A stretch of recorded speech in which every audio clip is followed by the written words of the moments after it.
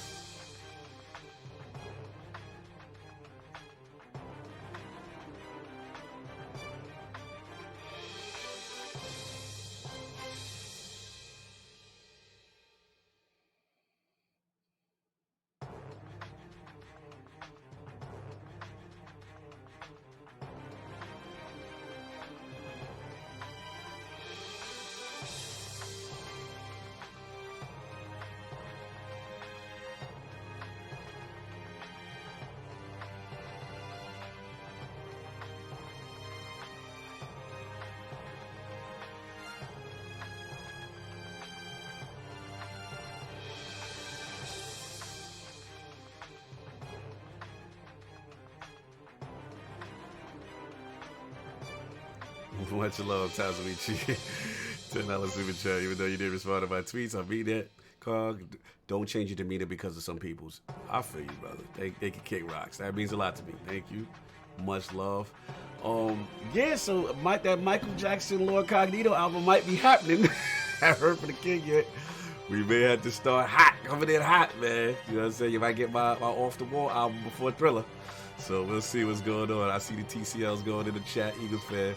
But yeah, we might start soon, man. But we'll get people to file into the congregation, you know what I'm saying, as soon as they can. And hopefully the Lords will figure out, you know, what's going on. But we got a lot of fun for y'all playing. All right? I'll talk to you in a minute.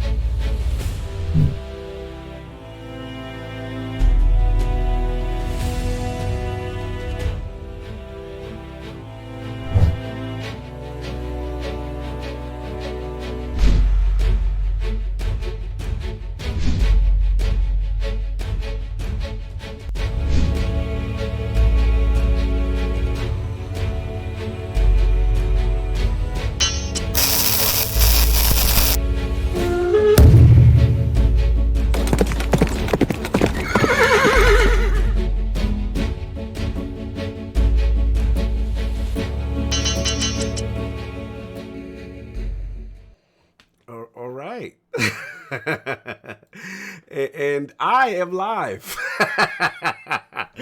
The LordCognito solo album seems to happen today. So welcome to the realm, man.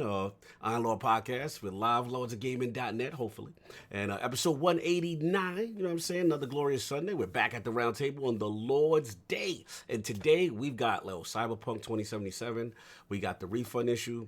We got CDProjektRed versus Bioware, our games of the generation, and an ILP and LOGNET retrospective to discuss. So we gonna get started. So first, let me introduce, the young wolf. Let me introduce, the technical gamer, the Nostradamus. Then let me get where's the they left me solo, son. Now, all jokes aside, definitely a tough day in the realm right now. You know what I'm saying? Addict, send some love out to Addict. Right now his town has lost power.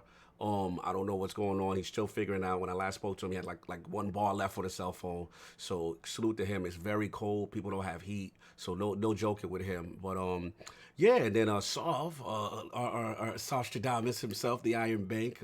He got called in to work. He had a work emergency, so he's supposed to be with me. Shout out to Ainsley Season Gaming. He was supposed to be with me yesterday on Season Gaming, but he couldn't make that, and he told me we'd bleed into that. And then the King is coming. I think the King is coming. You know what I'm saying? So I know it's a solo situation. You know what I'm saying? But look, man, you know, Mike Jackson was the Jackson 5, and then he went solo. Let me stop. But of course, you already know we got the gaming ninja himself, the Shinobi Unlocked LordCognito, spreading that realness in the realm of the ILP, not telling you what you want to hear, what you need to hear, man. So shout out to The Last Word with Ibatis yesterday, man. Oh, man, it was so much fun. We had OB Katie Cat in the realm talking a lot about what's going on in Destiny. She's very passionate, you know what I'm saying? And it was a really fun show. As far as games, man, I've been playing a lot, man. It's been good to be on Series X, obviously. Destiny is in the building, you know what I'm saying? Oh, Race, he said spit them balls. Yeah. No doubt, I appreciate y'all. Bring me in, coach me in. Stitch like, bring me in, coach. People coming. LOGNET might save the day. Let me throw it up for LOGNET right quick, because LOGNET is definitely going to be coming in with the horses inside. Yo, y'all stupid. He said, is this the cow solo? Yo, I've had to, I bring the pain hardcore from the brain. Listen, he had to drop one, you know what I'm saying? So look, man, but all jokes aside, LOGNET should be in the building, but I've been playing a lot. What's up with my camera? What's going on with my camera? There we go. I've been playing a lot, man. I mean, it's been obviously Destiny to the death, man. I mean, just that Series X, it is phenomenal. 60 frames per second. Man, it's really transformative. 120 frames Crucible. Trials came back this weekend. Don't know about those with death weapons, but it is what it is. And Dramatic, what's going on? He's a cog better be awesome. David Ruffin. Ain't nobody coming to see you, Otis. Yeah, you stupid. But I've been doing that. Shout out to Yesha Grace. I still been getting that little bit of that in. Playing a ton of Gears Tactics. Gears Tactics. Man, it is so much added to the Series X version. Like I said, the Jack edition is very transformative. It's very cool. I really, really enjoyed that. And what else has been going on? Oh, we got to talk about that Hive Busters, y'all. Who got a chance to play Hive Busters or DLC Gears 5? If you have Game Pass Ultimate, it is free. But Hive Busters is for real, man. Check that out. That is a blast. First of all, in my opinion, my humble opinion, that pushes the Series X as far as you want to see something to showcase your game, your system, right? You just got this $500 box, you know what I'm saying? And you can see what's up.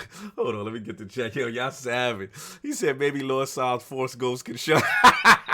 See, y'all clowned him on that damn the camera, you know what I'm saying? And look what happened. Now my man don't show up. Nah, all jokes aside, that's what's up. But yeah, Hive Busters looks phenomenal. Really, really enjoyed that. I had a lot of good things to say. Shout out to, I want to shout out some people. Shout out to Jansen. Shout out to Lemon, Lord Lemon. You want to wait Dragon in the building, you know what I'm saying? And of course, my brother Sinister and Requeno. We were getting in that we did 3-player co-op.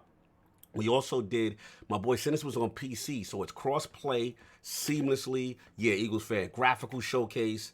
Man, I'm almost, I don't want to be negative because I'm like, it's so good.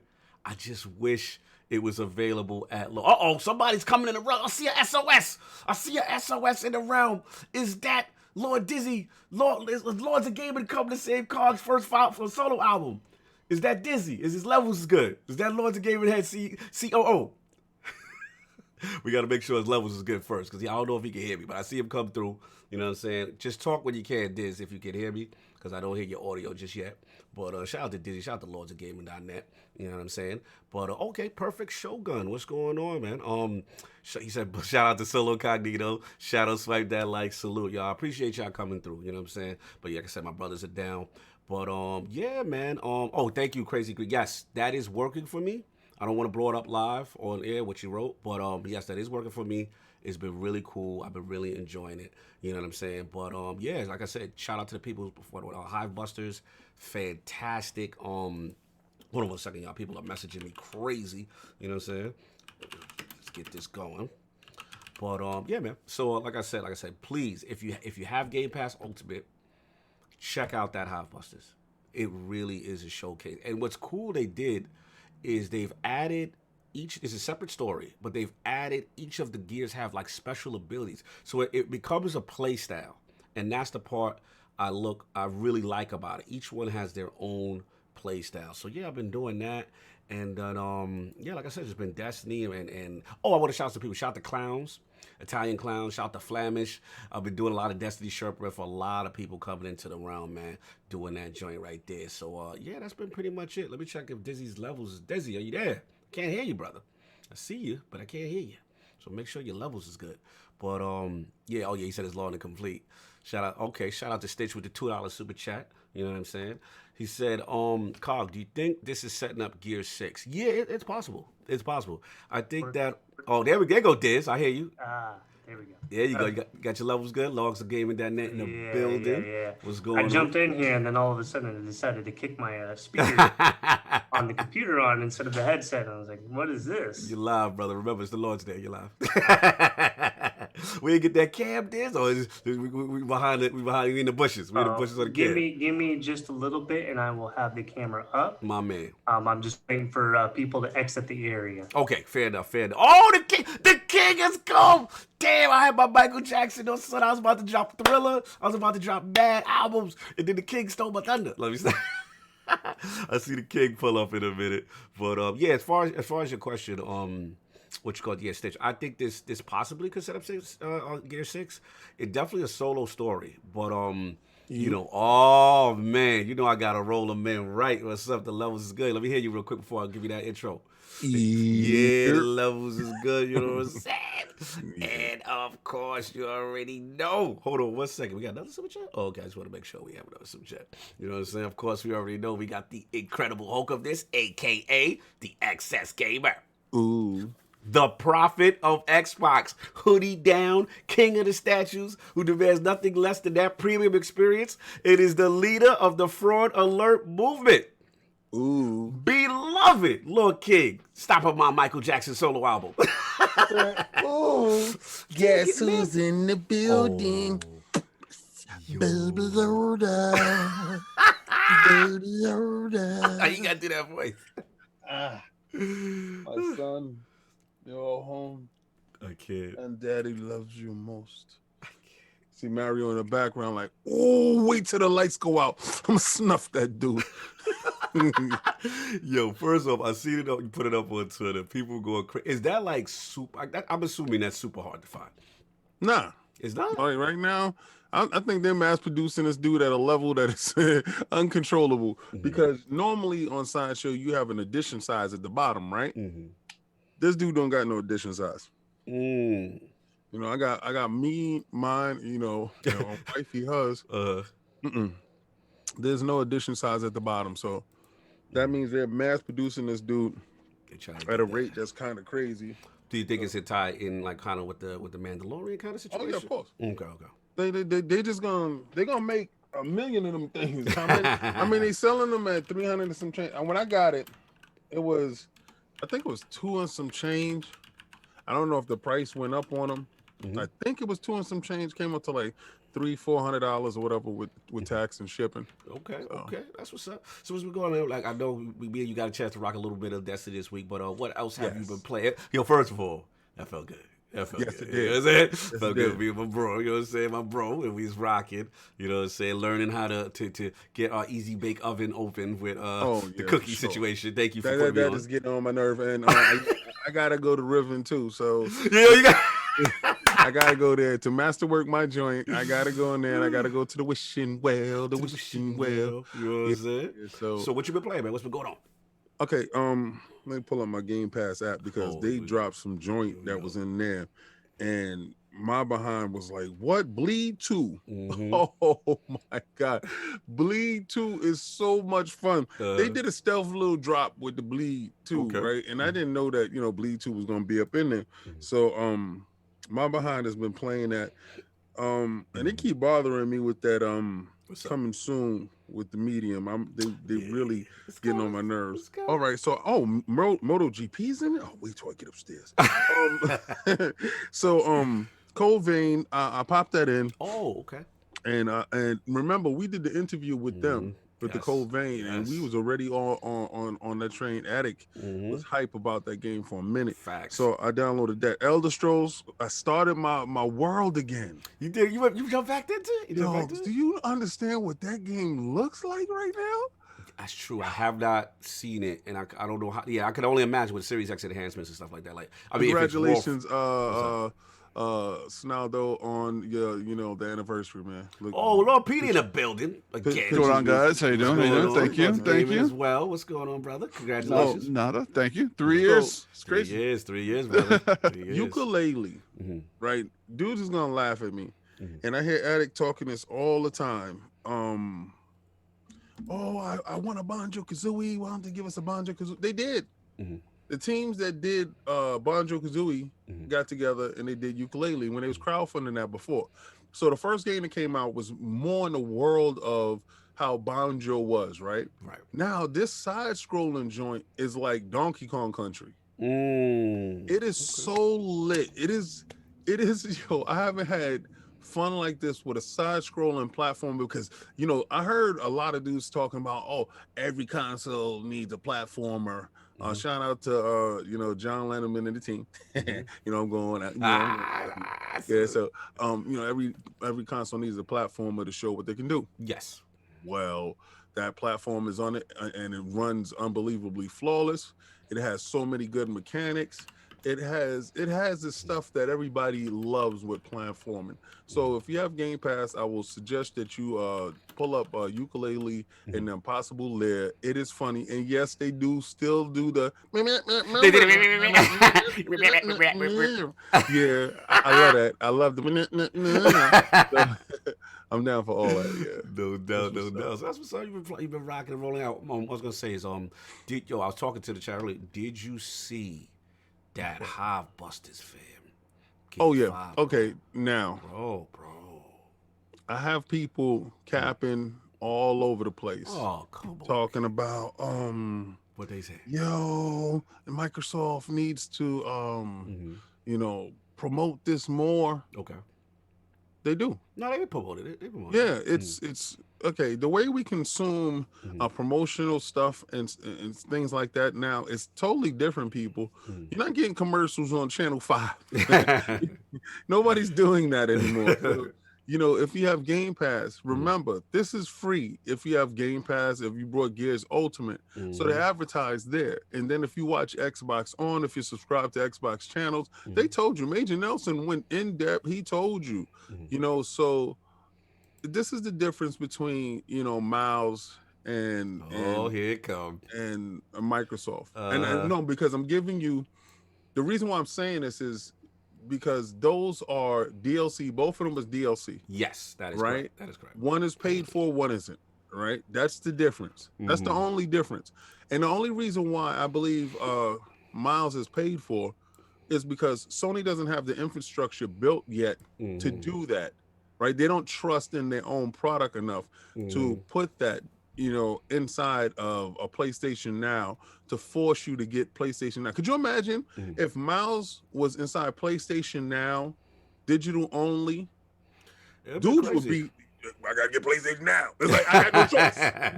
So it's you got to look at the long term versus the short term. Right. Yeah, you're gonna get that short term buck, that $40 if you sell them for $29.95. But if you roll them into PlayStation Now and you believe into the product and you keep putting bangers, if the bangers inside PlayStation Now, Right. people will get that service. You will make way more than that $40 that you initially bang people in the head with. Right. You'll make 2-3 years worth of money. So they have to believe in their product. It makes no sense that product has been out first and it's last. You know, this is my opinion. I feel it. And I'm not going after them. I'm go just on. saying that it's just a belief in your product. And Microsoft, I'm so happy that somebody believed in Phil and the team that did Game Pass enough, Satya, to fund it, to believe in it, and to keep on putting hit after hit inside of it to keep people stuck there. Because I hear once people get inside Game Pass, they're like, I'm not leaving this. This is like Netflix. I'm staying here forever. I feel that. No, I hear what you say. I think it's just different. I don't disagree with what you say. I just feel like it's just different philosophies. I just feel like, they're on a different type of time, with the traditional model. And then, Microsoft, we see with the Game Pass, they're making Game Pass like, you better stay in here because it literally says, like, the advertisement for it was like, yo, if you got Ultimate. What's up? We go from the 3-year anniversary to the Mr. Tie the Knot, my man. Oh, yeah, we gonna get him. We gonna get him. We gonna get him. Yo, you know what? I love you, Macho. I love you, Macho, man. And I gotta say, oh, man, I love you, Dizzy. I love you, Dizzy. Listen, oh, man, the team. The team is in. I just gotta say, Macho, learn on the fly, no doubt, willingness and fearlessness to throw himself into a situation. I think you got it on your Instagram or your Facebook, and it says it's like, don't be afraid to try, or something like that. It's something like that. And I said, that is so you. That's you. 100%. Yeah, that is boy so fearless. you. He takes you are absolutely fearless, and I appreciated you because we killed PAX. Facts. We killed PAX. This was a group effort, man. Yeah. First of all, let's get a little before you even talk. Wisdom. Before you even talk, you know what I'm saying? We got Lord Petey, Lord Dizzy, Lord Macho. We got LordsOfGaming.net in the building. The anniversary reunion episode. We missed a couple of LOGNETs, but it's all good. So really quick before Macho, I'm gonna let you get your balls off because I know we'll get to you. I want to get Petey first because Petey jumped in the back door. He slid through. You know what I'm saying? That's what I do. You know what I'm saying? But at the end of the day, salute Petey. He was like, "Cog, I got you." You know what I'm saying? I said, "Nah, I'm going solo. I don't need the Lords." You know what I'm saying? I was like, "This is mine." You know what I'm saying? Like, I got an update. Cut it out. I was like, nah, Michael Jackson off the wall. That's how it started. But, yo, shout out to Petey. You know, so I want to first salute you. You know, one of the early supporters, always been rocking with us, holding us down since this thing in the infancy stages. To have you on this episode finale is I'm really appreciative, sir. So first of all, how are you doing? How's the channel? What's going on with you, sir? Things are crazy. Things are good. Things are busy. I mean, I'm keeping. I'm loving playing Warcraft with the guys and everybody that I met, and things have been crazy on the Twitch channel. So it's been it's taken me a little bit of time away from a lot of the ILP stuff that I used to do, a lot of more of the articles and things, which kind of sucks.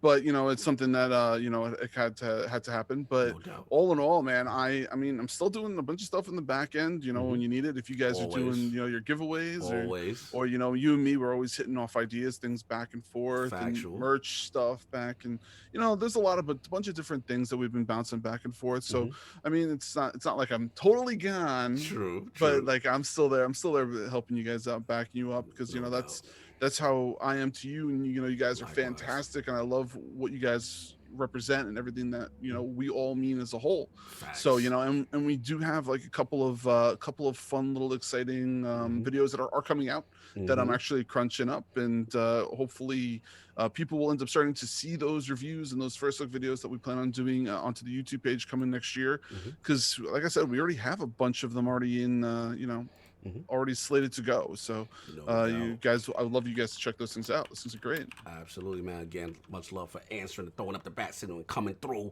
You know what I'm saying? Always. That's what's up. And of course, we got some royalty. You know what I'm saying? my brother Lord Dizzy, the Lord of Arc and financial records. The love, just no, salute to Arc too, salute to Arc too, salute to Vintage. I know this is my man, but no, seriously, having Lord Dizzy in the realm, everything he's been going through has been a rock for the organization. You know what I'm saying? It's the COO, and it's just a pleasure working with him because it makes things easier. He's always on top of everything with LOGNET.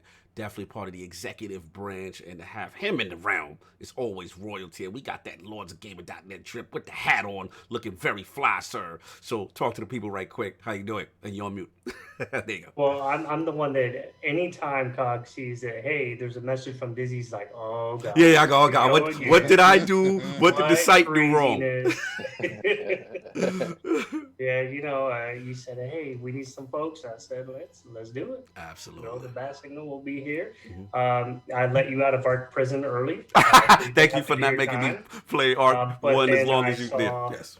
That you started accusing Arc of some very foul behaviors, sir. Very unfound behaviors. I just wanted to check what the millions of money came through and how Vin Diesel was able to star in this movie and fund the game. That's all. I just wanted to know. Continue. Well, you put it in Game Pass, you get paid monthly. So, I mean, fair enough. It's set and deal. Now, when I saw the Microsoft money, I said, okay, I'll stop my federal investigation. Yo, Diz, do you think that the fact that it went to Game Pass saved the game? Diz.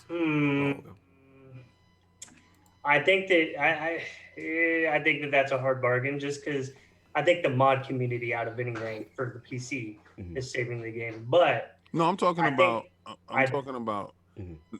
not even counting the second game. Let's not even look like the second game even came out. Or it's coming out and has been announced. Anything.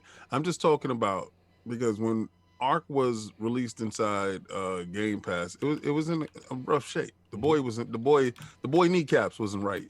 So I'm saying over a period of time, allowing people to grow and taste, because it felt like we were giant beta testers and you was the leader of the beta testing team. Sure. Yeah, he was capping so hard for that game. I don't care what nobody said. He been there from the beginning. Should have been working for the company. Do you think it being in Game Pass allowed it to mature to a point that anybody that sees it now knows that 2 is viable, but Game Pass was integral to its growth? I think that what Game Pass did for it was allowed them to make the DLCs that they were creating better. I think everything else was already working on the come up and everything, but as far as making new content better, yes, absolutely. Absolutely. They were able to finally pay devs, and people weren't having to live paycheck to paycheck and worrying about what's going to happen next week. Is little Timmy gonna get what he needs, or is little Timmy gonna be meat in the graveyard? No doubt. But that's ghosts of past times. We're looking for the ghosts of the future. Y'all see the way y'all stepped it out. Listen, man, if you got me calling for investigations, you really impressed me with what you were able to show at that what you got the game away. It blew me away. It looked phenomenal. So first person I said, "Oh, Dizzy's coming for me when I see this." I talk so much smack about Arc. Oh, I was ready. I was like, "Ooh." No, but I was happy to see, man. Good to have you in the building. Big show plan. We got a lot of stuff going on, and of course, now I can properly introduce and salute the Royal Matrimony and what Lord King was mentioning, Lord Macho, aka Hector Ramirez, one of our top writers of Scribe of the Month as well. You know what I'm saying? Yes, and Lord's Gaming.net royalty, always delivering the content. Good to have you in the realm. So first, how are you doing, and how's the early days of matrimony, sir? Both are doing great, man. Both are doing great. I'm enjoying life right now. It's really nice and calm and kind of cool and collective. I'm just working when I can and just enjoying my games, man. Enjoying my PC gaming. I'm enjoying the PlayStation 5, doing what I can with that. So all good stuff, man. But yeah, it's still a little surreal calling my girlfriend now fiance. You're planning the wedding, so. That's what's up, brother. Look, man, King was giving you that royal advice. We were crying when we heard that. I talked to my girl, and she was like, "Nah, That's what's up. She's Look, like now for a man. couple of years. The girl said the girl to go through PT school. She got like till 2022. Okay. So Okay. Yes, so Fair. gotta wait. call Gotta her wait. doctor. Gotta wait. Gotta call her doctor from now on, you know? Exactly. that's right. Yo, salute, man. Good to have you in the realm, LOGNET, representing. Hopefully, we'll get some more representation from LOGNET joining in the progress. But we got a show, man. We got a lot of stuff to talk about, so we'll hit the ground running. Let's get the poll out the way. So last week's poll results are in. The people have spoken in regards to the recent bugs and technical disparity between PC, next-gen, and current-gen consoles with Cyberpunk 2077. What do you think CDProjektRed needed to do in regards to its release date? The winner of the four-way ILP poll at 38% of the vote, so it's very competitive, was can the current generation Xbox One, PlayStation 4 versions? Then coming in at second, close to 28% of the vote, was delay Cyberpunk to launch specifically with the next-gen console patches. In third place at 26%, very close to second there, was fix all immersion breaking bugs first. And then in last place at 8% of the vote was all you got to do is disable the HDR, frame rate, motion blur, film grade, and then the game is super lit group. So shout out to all those who participated in the poll. Let's get Lord King on this because Lord King, this is his group one, which is basically no, not just the technical disparity stuff, but basically your group one. How do you feel about what the people said about Cyberpunk? Well, it's the truth. It's the truth. But see, what I've noticed, like I see a lot of dudes online misconstruing what's going on. To be honest with you, we're supposed to stand up for our brother. I don't care if your version of the game works right. Right. If your version of the game works right, that means you're supposed to stand up and pick up the guy whose version doesn't work right. You're supposed to stand next to your brother and you're supposed to scream louder that the version doesn't run right. I got jokes. Continue. I see a lot of people thinking that we're trying to bring down gaming and talk bad about developers, and you're missing the point. You guys are selfish. The guys that's talking about, oh, it runs right for me. I never seen those problems. So until it happens to you, then it's a problem. I feel that. And individuals, you're supposed to stand up for your fellow man. You know, we are supposed to be a gaming fraternity. We're supposed to be linked by the hip. I don't care what platform that you're playing on. If one has a problem, we all have a problem. Right. You know, because remember, we come from bullied culture. We was bullied. You know, you pulled out a Game Boy, dudes looked at you like, yo, who's this nerd? You know, that word nerd made you be like, huh? Like, uh-oh, now? Like, so don't get off your high horse. You know, now that we're accepted, now that we're the ones that are in control, get off your high horse and help your brother. So yeah, I felt that these these games shouldn't have been, put out like this for this segment of our populace, right? But they're the largest of our populace, right? We're the minimus, right? So they do represent the majority, and we need to stick up for these guys, right? So that I honestly feel that the game shouldn't have never came out then. It should have waited till it was incubated to the point that the base, the actual base, the target base, the base that it was made for gets the best version. Right. You know, yeah, we're getting a brute force version of back compat. So let's be honest with it. Like I said, I took a stance and said I wasn't purchasing the game until the game comes out with the patch. Right. Then I'll purchase the game, or it comes inside Game Pass and I must bend the knee. So, the poll is accurate, but I just feel that the little man's supposed to be heard first. Right. And all the people talking about we're anti-developer. We're not anti-developer. I'm just pro-consumer. I feel that. Listen, I feel that. And at the end of the day, like I said, the people did on our particular poll, felt that maybe they should have canned those versions. You've been consistent, and at the end of the day, one thing you are right about is that another thing you're right about is that at the end of the day, even though myself or anybody who has a Series X or a PlayStation 5 may not be experiencing a lot of issues, we have to respect that the majority is the base PlayStation 4 and Xbox One, and a lot of people are saying those are unplayable. So we're going to get this super chat, then we're going to get into the topics. Shout out to Squirrely Dan with the Canadian $2 super chat. Salute to the Lords. All to an unlimited internet. Okay. All right, Canada, you got that unlimited package now. All right, I see you. I know you was going through it before, you know what I'm saying? So salute to him, and that's what's up. But yeah, we're going to get into these topics. So listen, King set it off already. You know, let's get right to the subject at hand, and that is Cyberpunk. So a lot of stuff has been going on in the news. Obviously, the whole refund fiasco. You know, CDProjektRed first initially made a statement as far as digital refunds going to Microsoft and Sony, and then there seemed to be some miscommunication there as far as them directing people there, and then obviously not a full refund plan being in place. At that point, we were told that also Sony then delisted it from the store, you know, because their relationship, I guess there was no communication there. And then it went on to, Microsoft went on to follow up and said that they would indeed honor, they wouldn't delist it, they would indeed honor most of the requests for refunds, but they had to expand their refund policy at that point. So definitely two different ways of handling. And yeah, it's been a rough week for CDPR. We've got that. We've got some news that has broken from Jason Schreier in reference to what's going on studio culture at the site.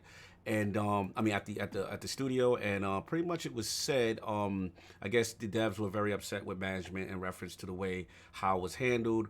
You know, one was asked how could they make a game about exploitative corporations while forcing devs to crunch, and then another dev asked why did the company say the game was complete in January when that wasn't true, and we know it was delayed 3 times. And then the last thing I want to bring to the realm before we talk about it is possible lawsuit. And we definitely saw, I believe, I can't remember the gentleman, the firm or whatever, but basically questioning the actions of CDProjektRed in this regard, and how their statement, as far as, especially reference to the review copies, the base Xbox One and base PlayStation 4 not being available for review. And get this, Open Critic, y'all, who actually LordsOfGaming.net is affiliated with, they made a statement and said that, they sent a warning to readers. They said the Open Critic team and several critics suspect that the developer CDProjektRed intentionally sought to hide the true state of the game on Xbox One and PlayStation 4, with requirements such as only allowing pre-rendered game footage and reviews and not issuing review copies on those versions. He said additionally, it came to light that critics were giving review keys for the PlayStation 4 and Xbox One just 1 day before the game release. And then, yeah, it's getting a bit messy. So I want to look. We got the information. You know, I want to bring this to the realm. Let's get Lord Dizzy first, as far as, you know, your feeling on everything that you're hearing so far about, you know, the whole situation, the refund, and where we are now. So let's get that. I mean, you got it. I just, in the back of my mind, I just keep thinking about how much of this could have been avoided. And I honestly believe this. How much of this could have been avoided had they not got into bed with Xbox with making the Xbox One X's? Because I forgot about that. Yeah. Because I think that's what really anchored them into having to do the last gen ports. If it wasn't for that, if you didn't advertise like, hey, you're going to be able to play Cyberpunk on the Xbox One, that pretty much kept them there. Because why would you make a console if you weren't going to be able to play the game there? Right. And I just think in the back of my mind, maybe they could have done something different. But for Microsoft, how could they know this was going to happen? You had such good faith. And again, I know I keep saying this, and I'm not trying to dog the people at CDProjektRed. Right. I'm in the back of my mind again. One game, The Witcher 3. Right. And we're acting like that this is a track record for the studio. The slander from Disney. It is. But you look at Naughty Dog, they have a plethora of games that they could say, hey, this is our itinerary. You look at Rockstar, they have a plethora of games. They could say, this is our itinerary. We're talking about devs that we keep putting them up there. Even BioWare, with as bad as the last couple of games have been, they still have a track record. Okay. But we're putting CDProjektRed up there and expecting this kind of level. Now, that's not to say that they cannot achieve said level. It's just that we're using this hype and this expectation. And now, because this not only fell through the floor, it's in the realm of Hades at this point. We're going to talk about reputation the next topic. Yep. You know, what happened to this game? they're definitely it is definitely a strange situation for them, especially going into this potential lawsuit for the last gen versions. And I, when I was shared with the writers, like, hey, Open Critic is saying this. Yeah. They got an asterisk right here. That definitely sounds weird. And I know that there are certain individuals who were getting into it with other individuals over, hey, you took stuff from the studio. Of course you're going to be high on it. You're using blinders. And we see this kind of stuff going on, and it's really causing a division, just because there are a lot of people who are having issues, and the ones who aren't are like, I don't know what you're crying about. It's a hot button, man. It's a hot button. Chat ain't happy with you with the one game. You try to say they a what is it, a one trick pony, one hit wonder? A trick pony. Yeah. The thing is, everybody's gonna keep capping for The Witcher, like The Witcher came out perfect. Witcher came out just the same shape this is in. Oh, wow. And then they gave you the DLC for free as a mea culpa, and everybody's like, you know what it was? The free DLC and how the game finished up. Right. In the beginning, she wasn't in great shape, but at the end, man, she was a beauty. Cinderella looked fantastic at the ball. And, y'all are forgetting the humble beginnings, the broken hit detection, the quest that wouldn't launch because the NPC wasn't in that spot, getting stuck in this part or falling through the world and, or corrupted data. And they did all of this stuff to fix this game, and now the game looks great. So what you said to yourself is you looked at The Witcher 3 in a finished state and you said, wow. If they can achieve all of this stuff with this magnificent, messiah of a game, we will be in utopia. One person's utopia is another person's Hades. Well, definitely for the base consoles. Yeah, and exactly that part. I don't care what they said, and your point, Dizzy, is kind of, good because the 1X version is probably the best version of the base versions, and I don't think it was that tied them to Microsoft to put out the base version. No, it's the boardroom that said we want those bucks. It's 200 million plus, that's where I'm with you. People, and they probably said, "Yo, this game is wild ambitious." Why gotta be wild ambitious? It is. Why that's what that was the words on the bulletin board. Wild I really ambitious. believe the developers sat there and looked at each other. I don't think that joint gonna work on that. It's wild ambitious. Them Jaguar cars, they choking on this joint. And I honestly think they told the boardroom was like, I don't care. I think the resolution. I think developers are afraid of resolution. I think they fear if their game doesn't say HD or their game doesn't say, those little buzzwords on the box.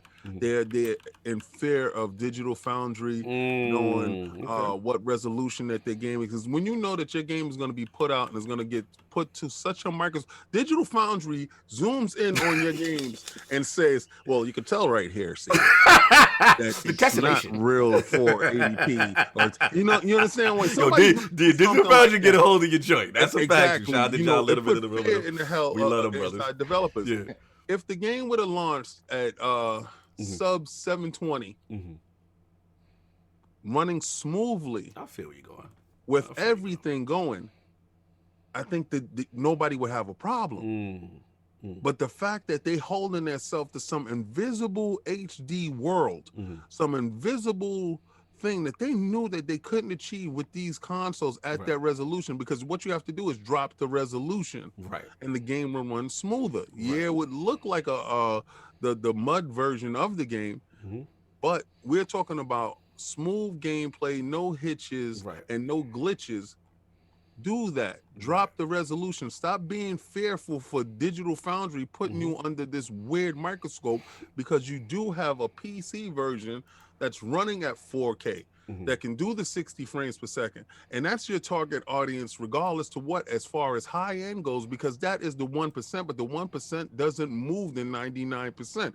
The 99% was your base, and that should have been your focus. And you should have dropped that game down to 720, a sub 720 dynamic resolution.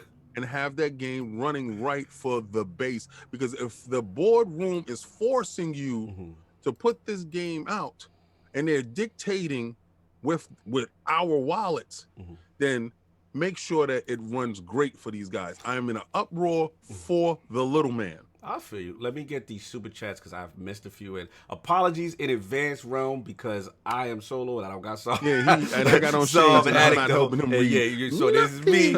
And then you're not seeing me with my reading glasses, so it ain't happening. I'm gonna get these super chats, and then Do you have I'm the original, Smitty? I'm gonna get the assistant editor in chief in the building. He just we're gonna introduce him right. So let's get the super chat that I missed. So shout out to Smitty Smith because I apologize. He said tune in next week for UFC showdown between Mario in one corner and Baby Yoda in the other. Icon versus icon. Baby Yoda turned around. I had him like this when I went upstairs, and he was looking at Mario, and it looks like he's looking up at Mario like, yes, I'll choke you. Yo, salute. That is hilarious. You know what I'm saying? I love the setup there. Then we got, we got the Seagull. Okay, we got you. Okay, let's see what else we missed. We got Squirrely. Okay, we got the Living Flame. Yo, why is Grogu taking Mario's place, King? Mario was there. Okay, all right. Mario's looking from the side. All right, and then we get Black Ronin 357. He said now's the time for Xbox and Microsoft to buy CDProjektRed and then bolster their team ranks with devs. Happy holidays, ILP gods. Dizzy, what you call Undead shaking his head. And then Eagles fan 76. Do you with follow super chat? Do you guys think this game will hit Game Pass sooner than it was originally going to make?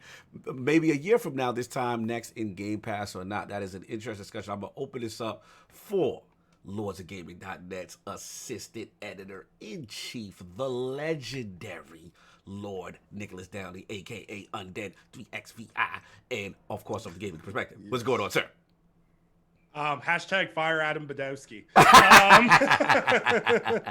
What's going on, bro? Oh, man, I was so looking forward to December. I was like, Cyberpunk's gonna come out, the industry's gonna be nice and quiet, Christmas is gonna be nice and slow, Easy show. They had to go and do this. I kind of want to clap into what Dizzy was saying, though, is he hits a really good point of the expectations people set on this game, like CDProjektRed had been making gems for the past 30 years. Slander! Look, I played the original Witcher on PC. I played The Witcher 2 on PC. They were good games. They were good RPGs. But just because you make two good games and then The Witcher 3 falls into greatness post-launch, not at launch, does not mean that you're going to deliver a generation-defining game. The difference here is the amount of time given to develop these games and everything else. You look at Rockstar, for example, and how they develop games. They make some of the most immersive open world games. They had over 1,000 people developing Red Dead Redemption 2 for years. And internally, they didn't announce that game until they were very confident that it was in a state where they were getting close to launch. With CDProjektRed, they announced this game in 2012, didn't start main production on the game until 2016. So if you don't start main production on a super ambitious game until 2016, and then you think you can crank it out in 4 years, there's some mismanagement there. And the thing is like, everyone was blaming the studio as a whole, but now we've got reports coming out of, people in board meetings going, why did we launch this game? Why did we launch it the way it is? This isn't how we wanted to launch this game. And management's like, sorry. No. And it's inexcusable. And, everyone's saying there, well, it works fine for me is the thing we hear on every broken game that gets released. It runs fine on my 39. It works fine on my 3090. I don't know what my 3090. I don't know what you're talking about. My 3090. I don't know what you're talking about. But the thing is, the base core principle of what's wrong with Cyberpunk 2077. It's the base core. Everyone likes to shout pro-consumerism, anti-consumerism, and everything else. But the base end of the day, if you put it on a console and you charge somebody money for it, it better work front to back. Factual. Period. End of story. Factual. That's it. No, you dropped some gems, and man, I just want to get your thoughts real quick before I move it over to PD and Lord Macho, about the potential of this class action lawsuit and the statement by Open Critic. I don't know if you got a chance to see that, Lord Undead. Yeah, so Open Critic kind of standing up for reviewers is something I really appreciate because a lot of people, like Jeff Grubb did a fantastic article on how, you know, the media was given PC copies specifically, and the CD Projekt was a little cagey about how they were handling. We know from our own stuff internally about how to get review code and how that went and everything that went along the lines with that. Some really cagey stuff that went on with this game, and it's good that Open Critic is acknowledging the fact that this is a very different experience depending on the platform you're playing it on, and it needs to be noted. What was the other point? Sorry, well, just I said obviously the class action lawsuit potential. I don't know if you saw that one. Every freaking broken game ever has had a class action lawsuit. Fallout 76 had a class action lawsuit. They never go anywhere. Yeah. I can't call Hold Up, complain, ask for my refund, and then ask why I can't play the game after my refund. Oh my god! I can't do that. Hogue would just laugh. I just want to know where our education system went wrong with some of these people. Like, you know, the idea of, okay, I bought this thing. Oh, I want a refund. Okay, you gave me my money. Wait, I don't get to keep it? How stupid are you? Like, salute. I've got no words. Fair enough. Lord Petey, man. I don't know if how close you've been following, you know, all this that's been going on with CDProjektRed and Cyberpunk. So just your thoughts, you know, what looking from the outside in, what's hold on, we got some legend in the bill. Let me shout out the legendary Paris Lily. What's going on, Game Attack Radio? Salute. Good to see the eyeballs in the chat. But let's get Lord Petey, man. Yeah, how have you been following it? Like, what's your thought process on this thing? Like everybody's been saying, like when you're gonna put out a game and you're gonna put it out for a console, make sure it works. Yeah. I mean, it shouldn't matter if it is the Xbox One or the Series X. It doesn't matter. I don't PlayStation 4, PlayStation 5. It doesn't matter. You sound like The Rock. It doesn't. What if they say that to the base console? It doesn't matter what you think. CDProjektRed CEO. It doesn't. Shout out to the 3090s. Shout out to the Series X and the place. I'm sorry, that was hilarious, King and Petey. Continue. I'm sorry. So like, I'm sorry, but people are going to be buying your games for a reason. Like, plain and simple, it should work. I mean, so many games got postponed this year because they weren't working properly. CDProjektRed decided to postpone their game 3 times, 4 times. I can't even keep track how many times that they postponed that game. Right. Like, if you don't think a product is right, don't put it out. Just because you feel that you need to get it out before the end of the year because of quarterly sales or whatever, they shouldn't have done it. Yeah. They should have made sure things are working. And like everybody was saying, like, I didn't even know about the they weren't giving out copies to people with those consoles and things. You can't be doing that. I'm sorry. Like, I know, because like I'm always emailing multiple different developers going, hey, we're looking to, you know, review copy codes and all this other stuff, and I get people that just reply back, no, we are not giving out these codes, like all the time. And when we sent out for CDProjektRed, I got everything back was a no, like straight across the board, like every single we platform. Didn't get that console right. No, not for console, PC, PlayStation 5, Xbox One, Series X. They looked at our platform and said, that dude tells the truth. Don't stop it. That dude right there with his shades on. They saw you can't. He's gonna tell the truth and shame the devil. Like, do not release. I said it to him. Nah, don't do it. Don't do it. No, but like they should end up just giving either fix the game ASAP, or B, they should just refund people their copies. No, I hate to say it. No, fair enough. Let me just get the super chat I missed real quick, and I'll get you right back. You got Squirrely Dance? Yeah, thank you, sir. All right, I got it. Oh, my man helping me out. Squirrely Dan with the $2 Canadian. My 2.5-year-old says hi to the realm. Xbox to buy CDPR. Look, man. Let's stop with the fact that everybody thinks Microsoft or Xbox is going to purchase CDProjektRed. CDProjektRed is still one of the richest developers. All right, so they're not hurting for cash at all. No, they're all right. Do not think that is a thing. Get that out of your head. Is it coming to Game Pass any faster than it would? Oh no, it's not, because they don't need the bag. Right. That deal, if it is coming to Game Pass, that deal is already made. That bag is already got, and they're already good. Right. They have a date where they will release it. That's a done deal. So let's stop with this high speculation. Don't think that, you know, the time's not right. They're not in position. No, you're acting like Phil is a vampire waiting for these dudes to get weak before he comes in and just sucks their blood. They're in position. Like, They're getting killed right over the coast. That was time to buy them. This is not how it happens. This is not a hostile takeover in a company when their stocks take a dip and then the big evil empire comes in like, no, that's not how it works. Would y'all please stop it? Fair enough. Fair. Let me get the super chat. Shane Tomlin with the £2 super chat. Runs lovely on my Series X, so I don't care. Book of it. Oh my God. Selfishness, Shane Tomlin. Come on. What about the millions and millions of Shay, when they Xbox come One? for you, you're gonna look for us. And, you know, you gotta understand that. I told y'all a story a long time ago about a little kid when I was growing up, and he had a Game Boy and he was being bullied. And there was something inside of me that said, I play games. Right.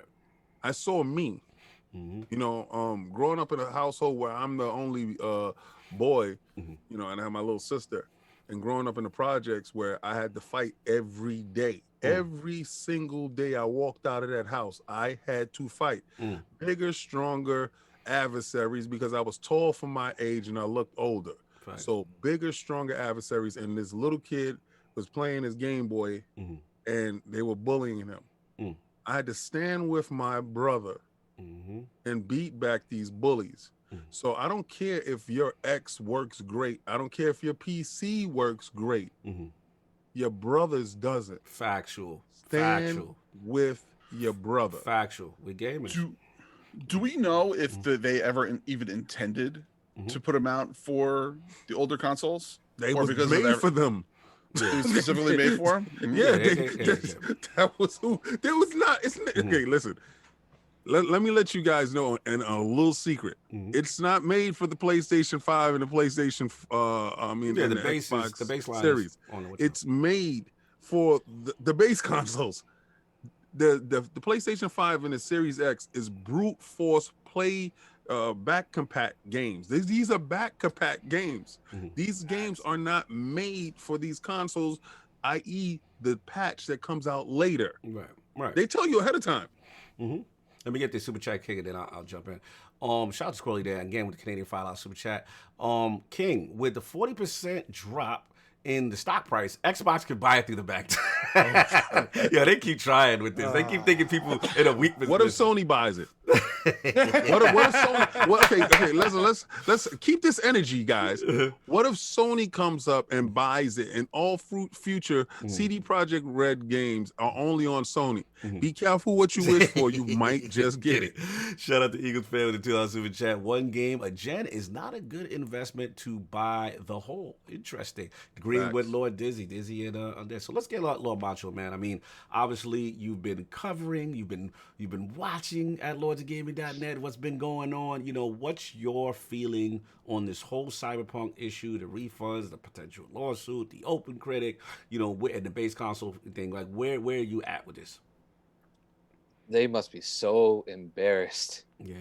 For the past week and a half. Like, I feel so bad for the developers. Yeah, I do. Just because, again, 8 years of development on this game, and now all of it is going to to them being just embarrassed, to being memed. Reputation, right? It's reputation is down the hill, man. It's incredible in the worst way to see how this all kind of blew up in their face because of a couple of people's bad decisions to push it out early, right, and to sell people essentially a broken product, or at least a non-efficient product. Right, because you can still boot it up on the on PS4, Xbox One, and you know you can still get to the game, but you know whether the text is going to load in after a minute, you got to question it a little bit. So it's kind of insane. But yeah, the class action lawsuit, I actually looked into it with a couple of articles that were published, and it's actually going against not whether the game is not working for some individuals, but actually I think it was from an investor at CDPR. Yes, correct. And also a lawyer that's looking to sue them for misleading them, and saying that these versions actually work when they don't, which is might have some merit to it. So CDPR is in it for the long haul. They're gonna have a rough holiday. They're gonna have a rough beginning of 2021. And again, shout out to developers for putting in the extra hard work just to get it working on the base consoles. Right. And as far as those managers, get the boot, man.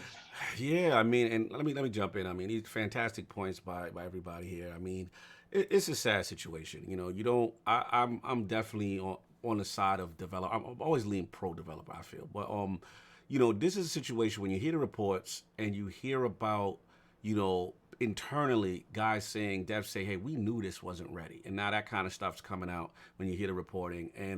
And King said it best. You know, at the end of the day, it's like, you know, there's the development room and then there's the boardroom, right? And at the end of the day, you know, sometimes the wrong decision is made. And it just seems that because we knew this game was delayed a couple of times, right? And to be honest, not Undead, Lord Dizzy, like, I'm the type, when I hear a delay, I go, yes, take your time. Take your time. There's no need, right? So I know they had the pressure. Let's be real. Cyberpunk was probably one of the most highly anticipated games. You know, I was fortunate to cover it back in 2017 or whatever it was, 2018, behind scenes. It was, like as King said, wild ambitious. You know what I'm saying? I was like, wow, just blown away of what I was seeing. This thing looked amazing. I was super pumped, super hyped. And you know, as the anticipation goes on, it shows well, everything they talking about looks great. But then, you know, we got the initial delays. I know gamers were frustrated, but I think this situation, Macho, is a situation I look at, and to me, it's a watershed moment for other devs and other publishers. Your reputation is on the line every time. It doesn't matter who you are. It doesn't matter what you made. You're one amazing game, as King said. I mean, Dizzy says, you know what I'm saying? You know, it doesn't matter. Like this, CDProjektRed is on all major news outlets. It's getting dragged through the coals. And to me, it's as simple as, I got to say what King said. I could only infer that at this latest state, they like, look, we got to get this out before that first quarter. You know what I'm saying?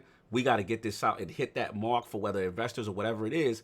And I think that mentality overtook what was actually going on inside the development studio. And it's sad to see, because the sad thing about all this, even with the bugs and all that, the people that play it, you know what I'm saying, and actually, they say the game's amazing. You know what I'm saying? I played, you know, I played on Series X, and yes, my issues are minimal. Like on Series X, it's like it run fine for me. And I mean, I was like, man, I'm good. But again, to King's point, I can't be selfish and be like, well, I'm good, so oh well, for the millions and millions of people who can't even, you know, launch the game. So, and then the second mishap that I really struggle with is that, you know, I'm of the thing where, okay, if you're gonna do a mea culpa and say, I'm gonna make this right?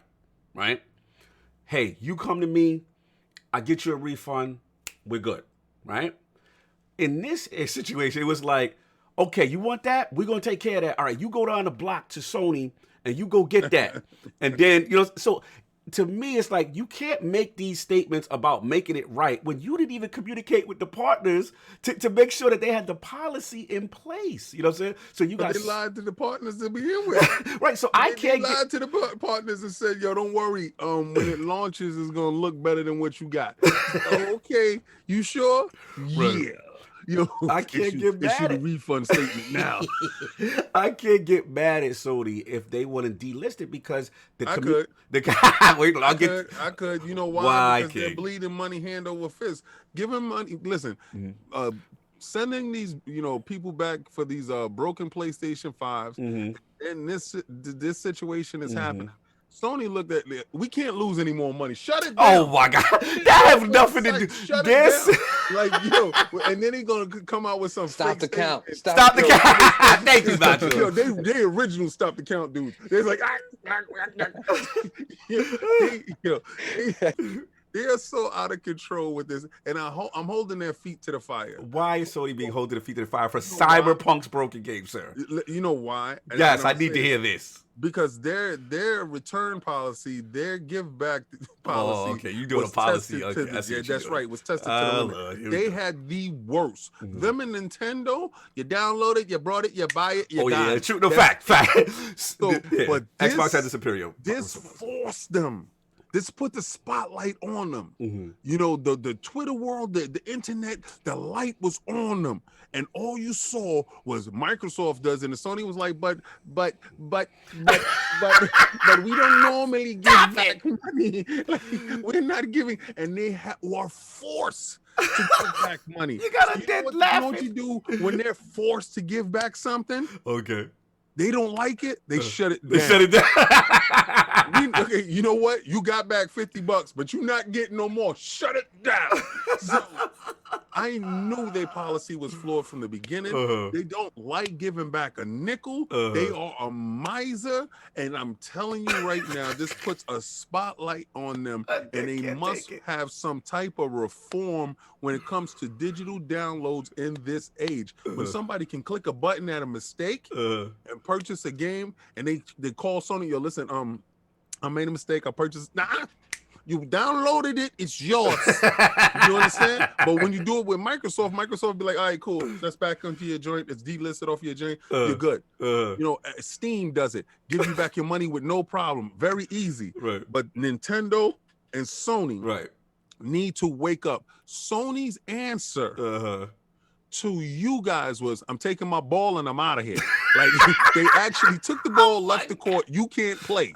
You know what I'm saying? So I do not respect what they did, and they did what they did only highlights the inadequacies of their refund policy. That's what we're doing. Return policy, and they should be also roasted over the coals with it, because in the beginning they told people that had the problem, you downloaded the game, that's your business, and until it was highlighted and screenshot all over the internet, that's when they pulled out that little statement. And as soon as they put out the statement, they removed it out of the store.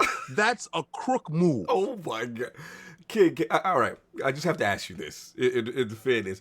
What about to people who say, okay, but what about that we know that Microsoft has the marketing relationship with CDPR, and it's in their it's in their best interest to not pull and do what Sony did, because they put money for investment. If you look at Cyberpunk was synonymous with Xbox. I hear you. Did Steam delist it? Did Steam take it off their marketplace? We're talking about people with great return policies. Right.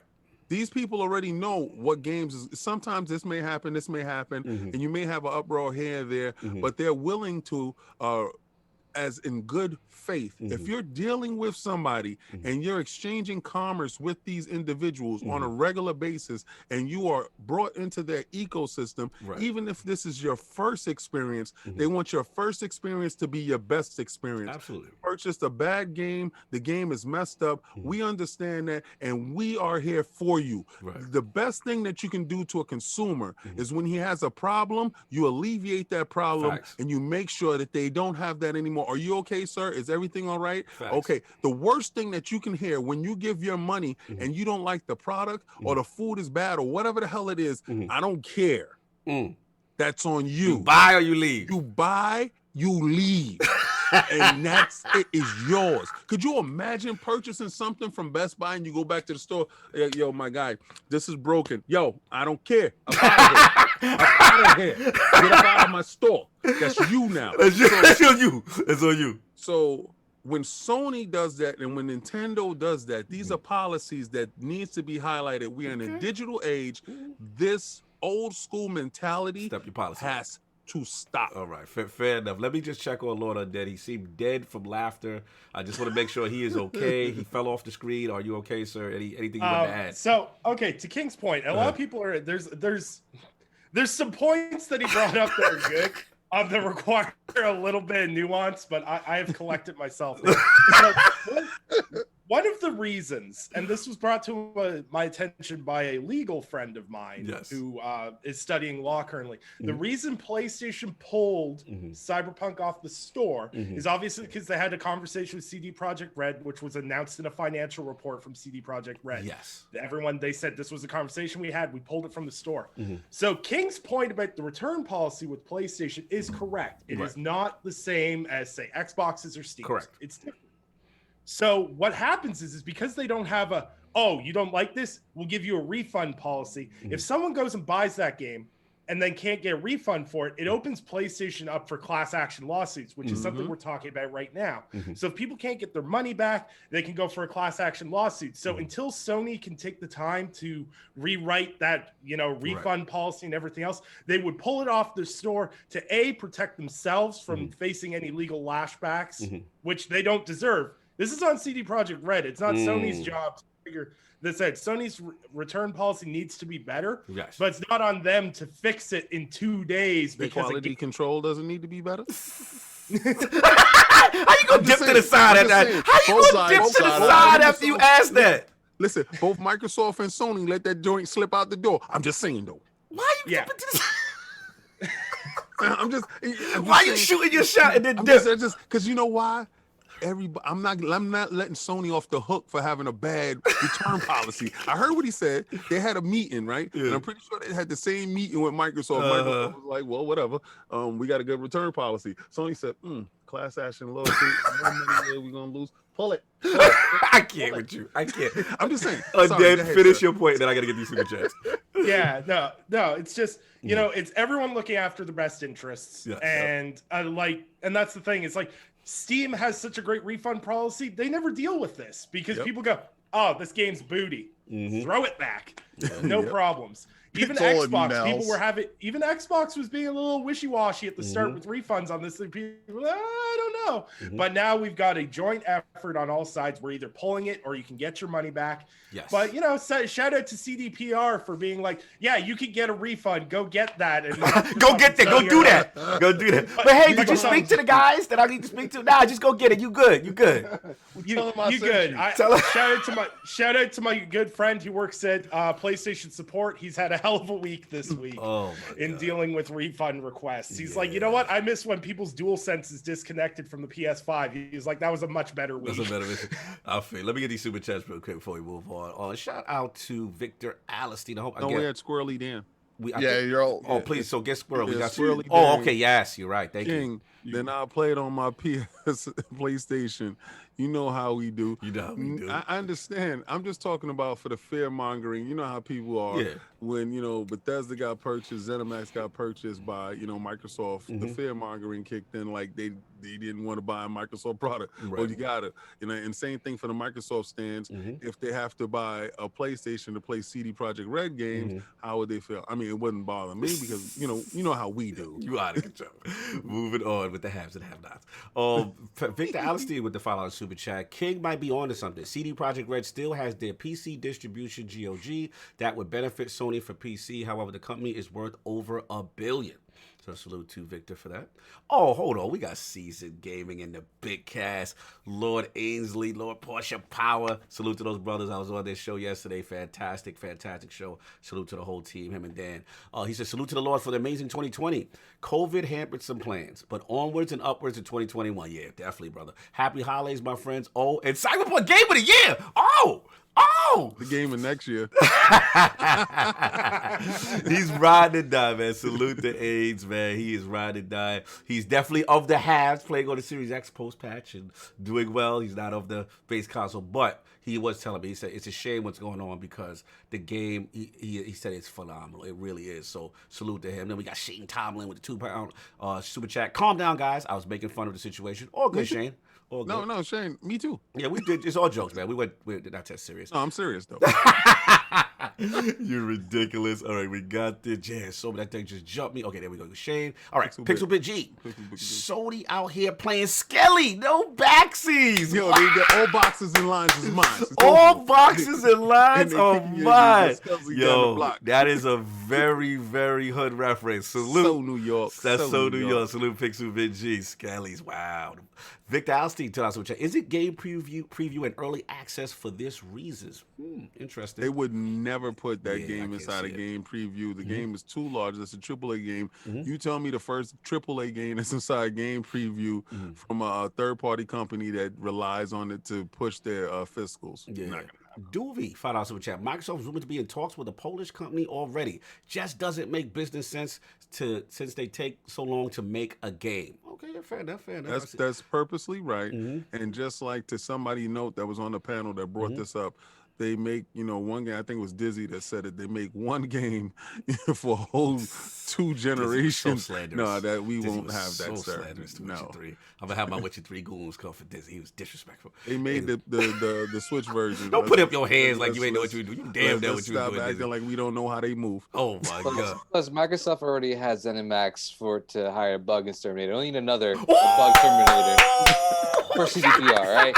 He said, keep the bug studios out. Oh, Bug shots. better. Shots. And also to that point too, why do you need to buy another RPG studio when you own Obsidian, In Exile, Bethesda? You don't need another one. It's redundant. I agree. I agree. Let's get Lord 108 Prometheus in the building. $5 super chat. Sony is a company that hates to return anything, and a 1.05 patch is out now. Yes, and now PlayStation 4 owners can't dive back in unless they get the hard copy. Wow.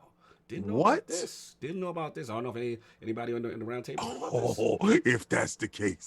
I don't know. If that's the case, I'm gonna have fun. Yeah, I bet you are. That's hilarious. If that's the case.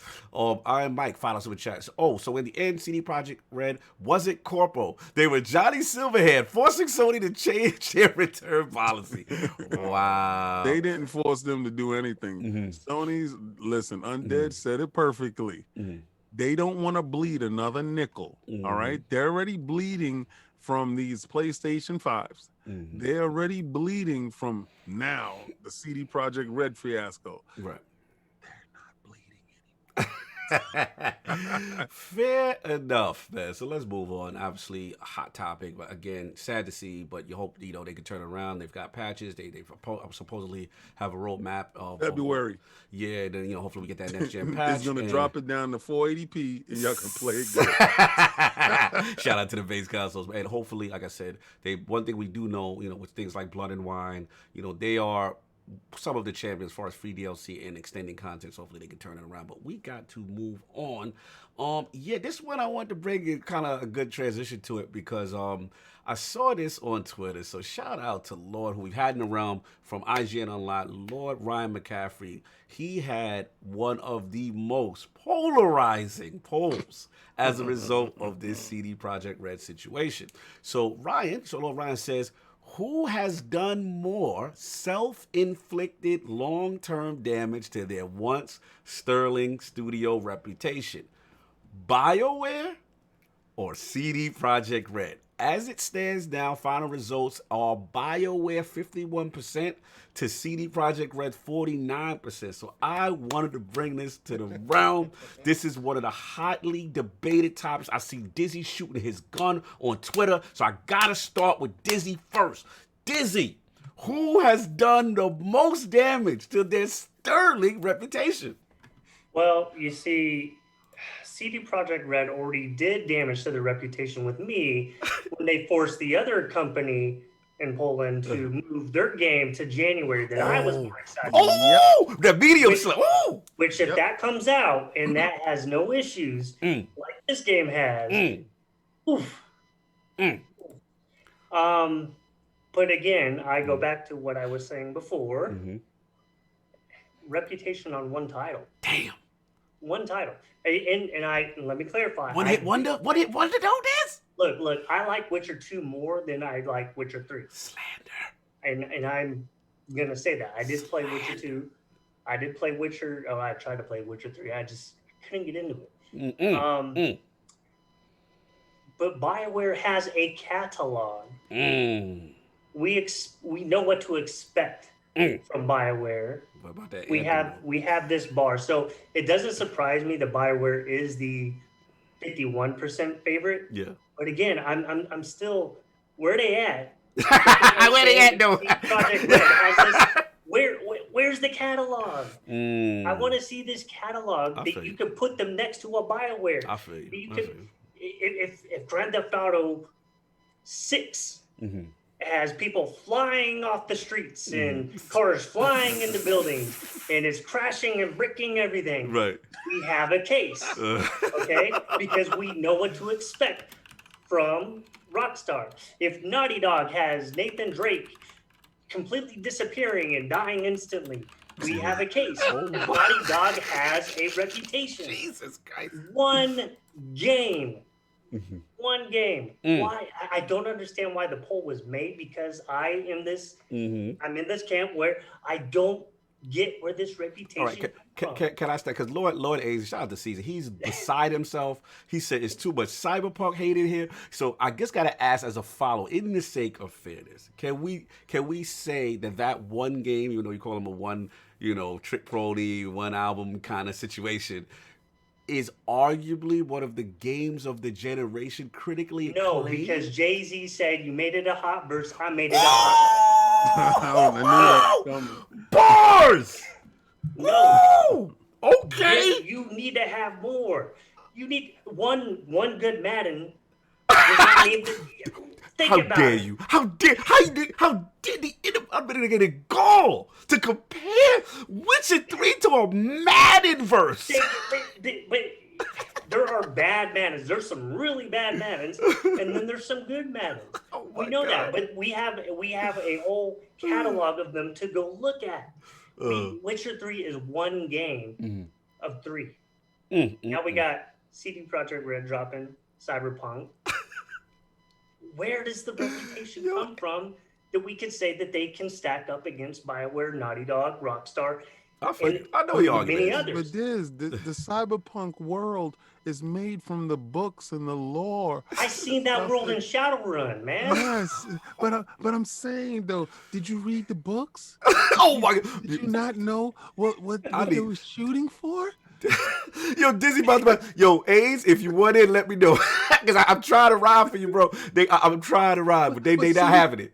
CDProjektRed, they're gods when they make their games, because their games have such rich history and such rich lore. Like if you just read the books and you just hunker down and just focus. Look, I'm not trying to read the grimoire to know the story. Oh my God! Y'all gonna stop? Y'all gonna stop the Destiny? All right, you know what? I'll push back for Ains. Let's go. We got to ride for Ains. All right, so I don't even like The Witcher 3. So I'm just putting that out there. Okay. I don't even like The Witcher 3, but point me to the last time BioWare made an RPG that was actually a good RPG, and I'll wait. Shots. Because you know what? Dragon Age Inquisition was a hollow shell of an RPG. Damn. And it won Game of the Year only for the reason that released on a year. Name me another game that came out in 2014. I'll wait. Are you another game that came out. Are you implying that the competition was so weak with Dragon Age Inquisition 1 that it was a de facto win? It was the default giveaway trophy? Bro, no one has talked about Dragon Age Inquisition since 2014, okay? Jesus! I also got Dragon Age Inquisition, NyQuil. Oh, my God. Y'all disrespectful. Y'all disrespectful. Yeah, let's put it this way. I ended it too. BioWare has years and years of an experience, have made incredible games. I am the biggest Baldur's Gate fanboy in the world. Everybody knows this. I love BioWare. Then you're buying Stadia when it comes out. But go ahead. But guess what? Video games are about what did you do for me lately? And since I have been 20 years, like I wasn't even 20 the last time BioWare put out a good RPG. I'm 27 goddamn years old now. Damn. So here's the thing. Okay. I agree with both. Like, if you're comparing, who's the better, like, long-term, like, it's like comparing Eminem to Joe Budden right now. Like, Project Red's Joe Budden. They don't shut up. They keep talking at Oh, my God. But at the end of the day, BioWare's days of glory are yet to remain seen. We won't see their next games till 2023. Yeah, it's going to be a while. If we're lucky. It's gonna be a while. And we don't even know if those games will be good because they're just like, hey, here's some CGI trailers. Please be excited. They kind of CGIing us right now. And they're like, oh yeah, Anthem 2.0, we're doing that. We're doing that. It's a lot of promises. I don't think it's who's worse. I think it's just equally both of them are terrible right now. But okay, I'm gonna give you pushback because I don't like what you're doing right now. I'm gonna give you some pushback. You get some pushback. But not one of those games look like this game. Like not one of those games that you've mentioned had the issues that this game has out the gate. Like out the gate, if this was a horse race, the horse broke both his legs out the gate and hit his face on the floor, and the other horses just kept going.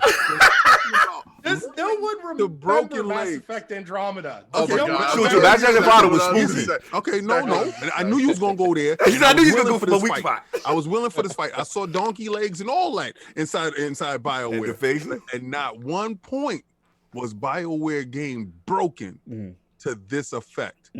This game has been hyped. BioWare's game has been hyped as well, right?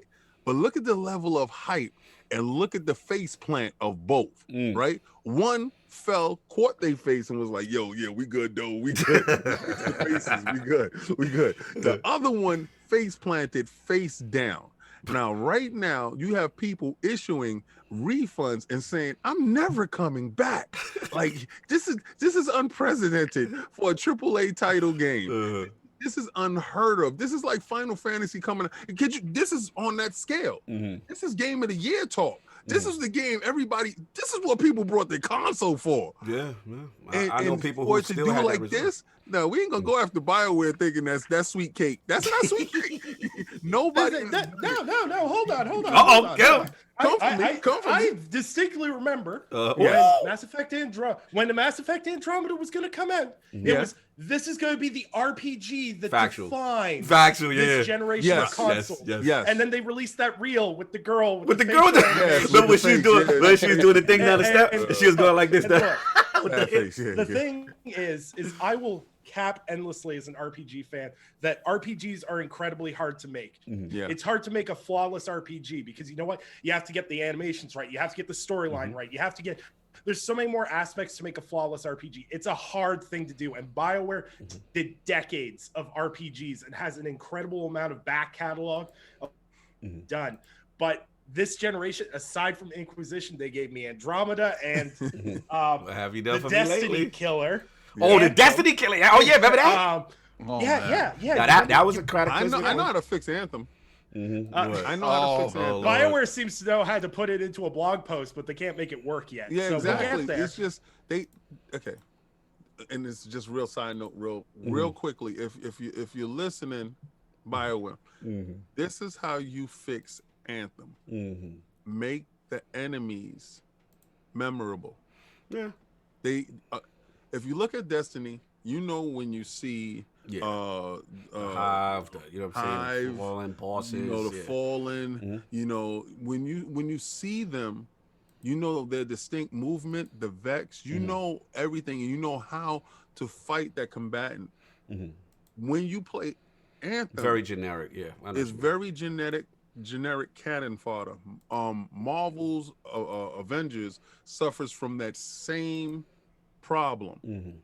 If they fix that and make those enemies memorable, and you have to change tactics to fit the war for those characters, it'll happen.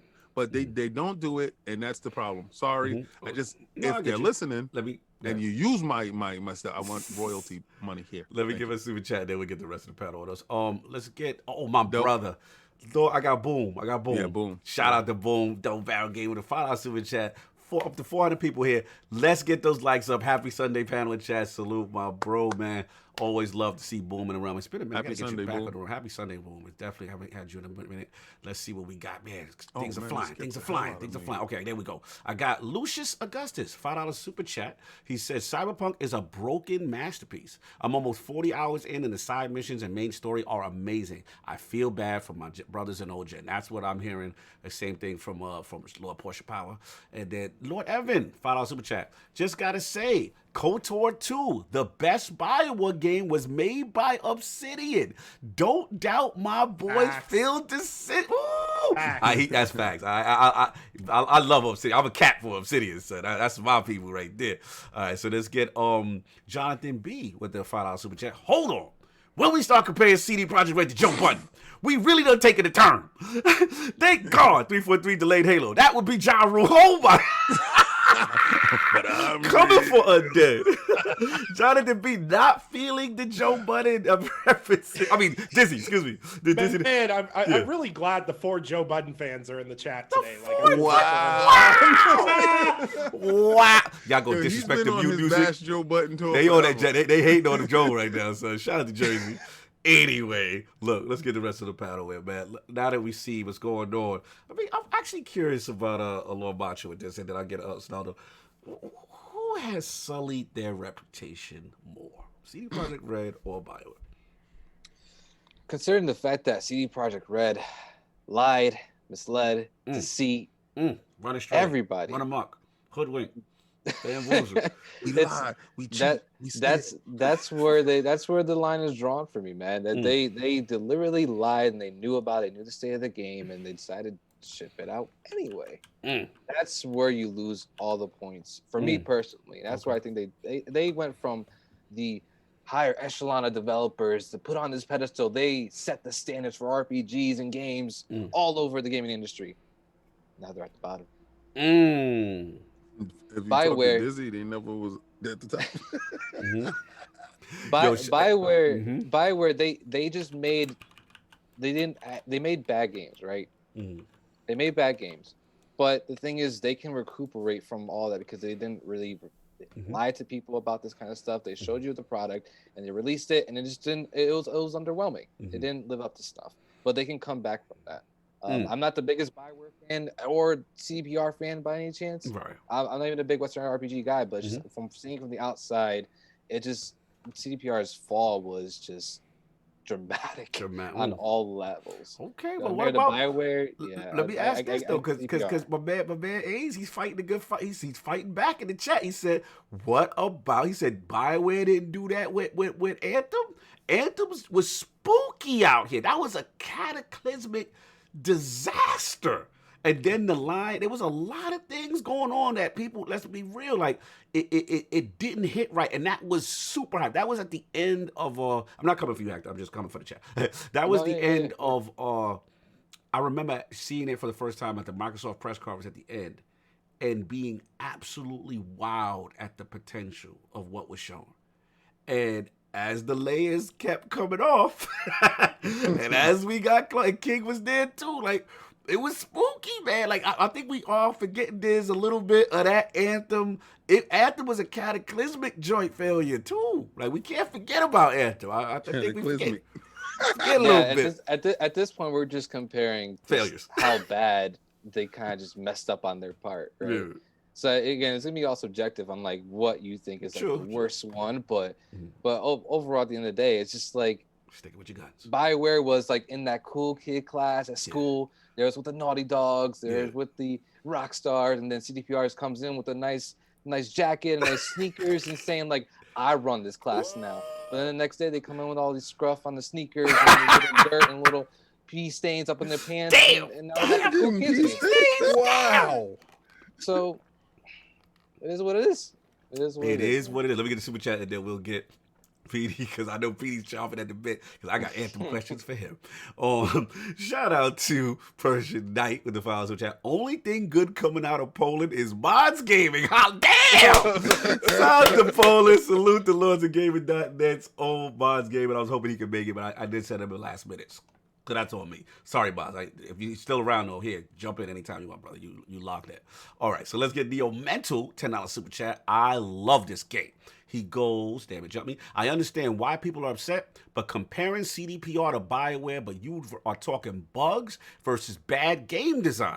And leave Joe Button alone. He's fire and can say whatever he wants. Mute music in stores right now. Cop that.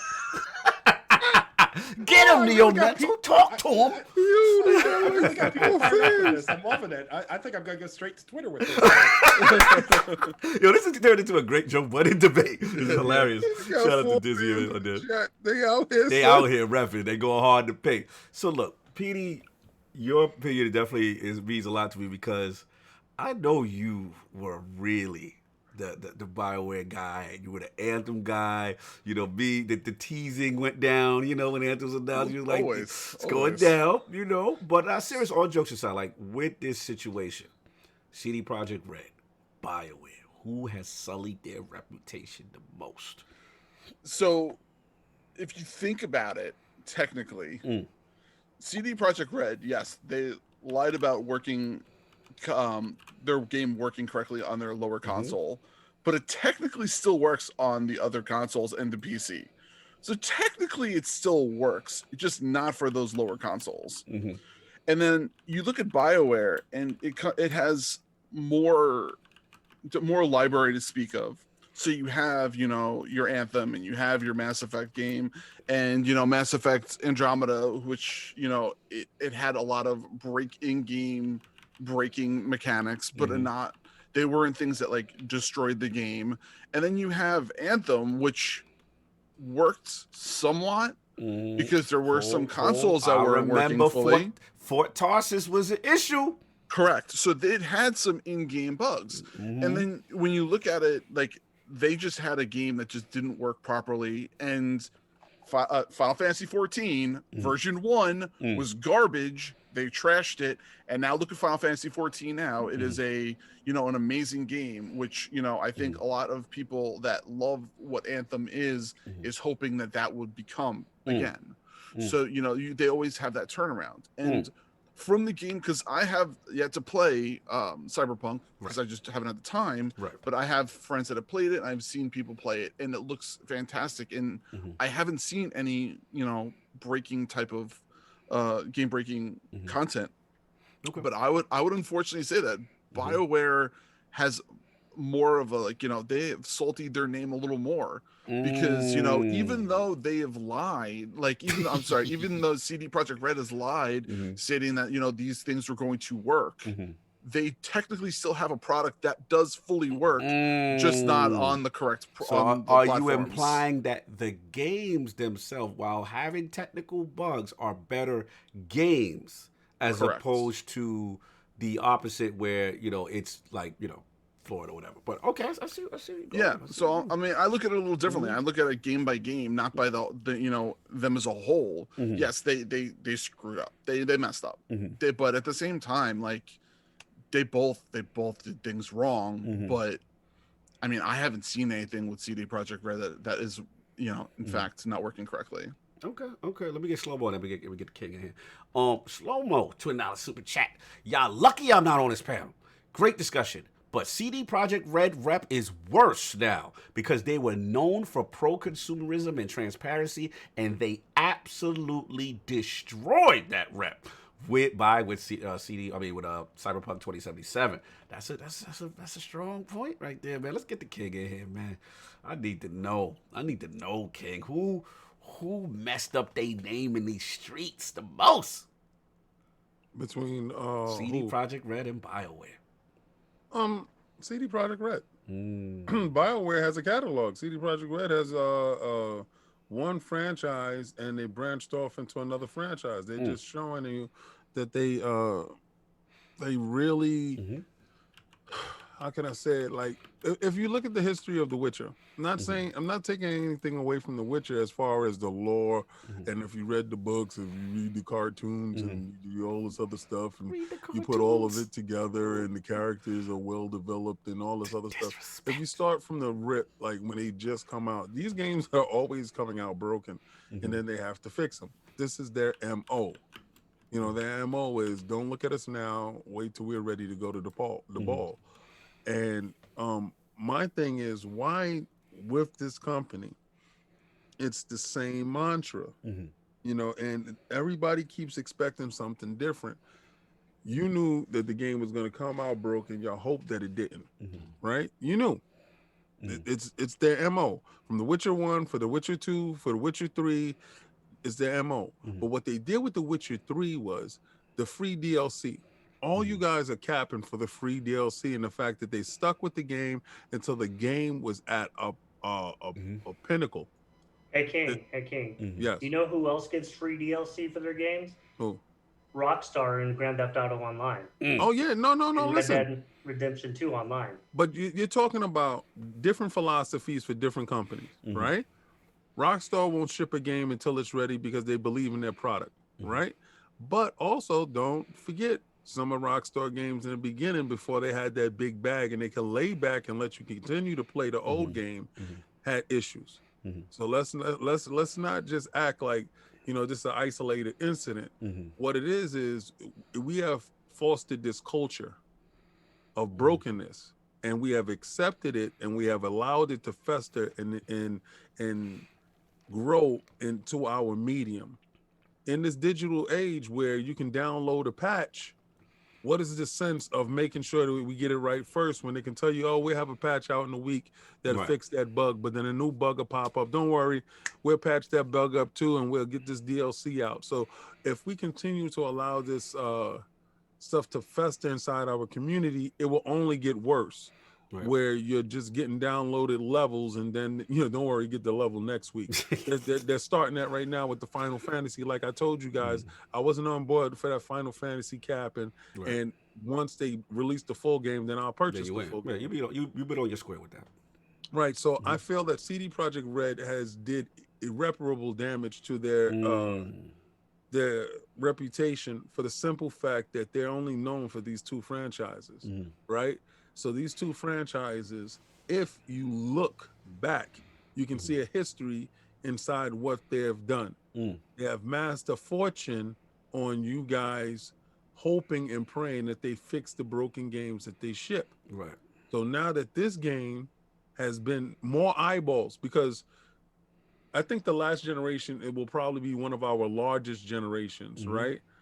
As far as 120 something PlayStation, 120 something million PlayStations, 80 something million Xboxes out there in the wild, and those eyes were anticipating and waiting for this game of the year type of game, right? Now let's say if we only use 2 to 4% of that fan base to purchase this game, pre-orders alone told you what this game was going to be. Right. So you say 6.5 million people, because you only could say only 1.5 million on the next generation consoles could be sold anyway, because they're a limited capacity.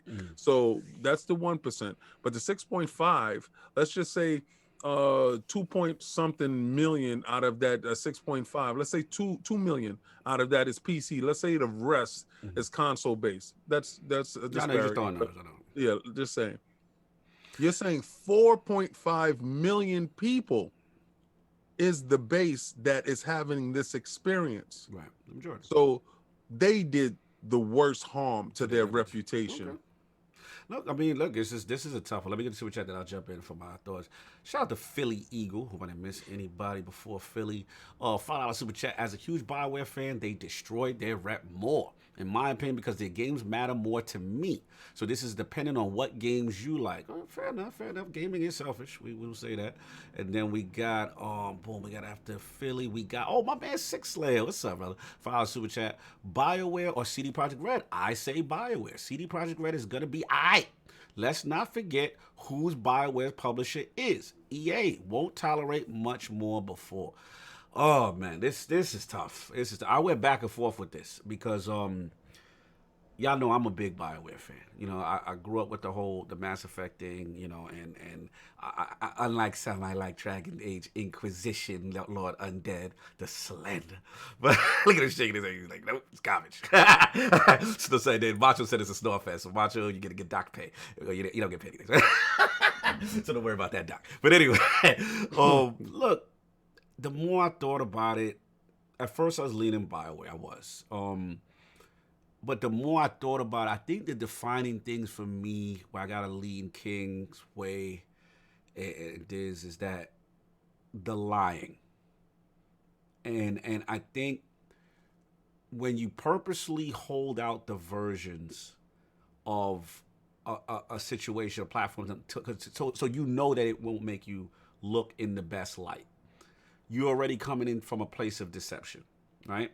And they are now admitting to that and all that. And then you couple that with, okay, the review process, we saw that joint, and then the refund process, right? You say, hey, we'll make it right, but then you didn't necessarily go through all the proper channels with the partners involved to make sure you guys were on the same page on how this thing was going to work. If you were truly sincere with your action, you know what I'm saying?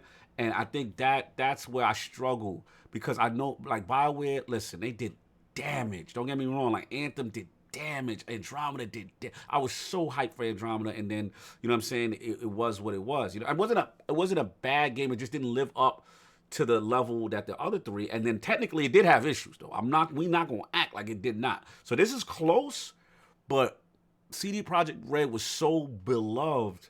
Witcher 3, like you speak to people, it's a different energy. So to see this fall from them, it seems a little more to me. You know what I'm saying? That's where I'm leaning right now. You know what I'm saying? I gotta think more of it. But yeah, I mean, it's crazy. Anybody else got any thoughts or did I miss before we move on to the next topic on? Yeah, it's just that Witcher 3 just, like you said, it catapulted CDPR. Yeah, like stardom. they were like untouchable with that game. Like did anybody think that a Netflix show was gonna come out? Factual, from last year factual. because of not a game? Yeah. Or same thing even with the books. The books sold like crazy when that show was announced, and I'm sure it even sold even more when the Witcher 3 even came out. Even I bought the books and started reading them because of the game. Yeah. So, and it is Got good. him. It is good. I was bamboozled. Book sales.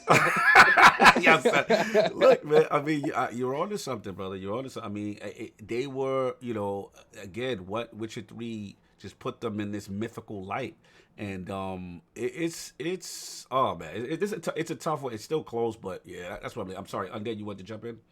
Yeah, I just want to say, like, I think a few things that CD Projekt Red can adapt, and like I know a lot, Dizzy brings up a lot, and I know he really loves Rockstar.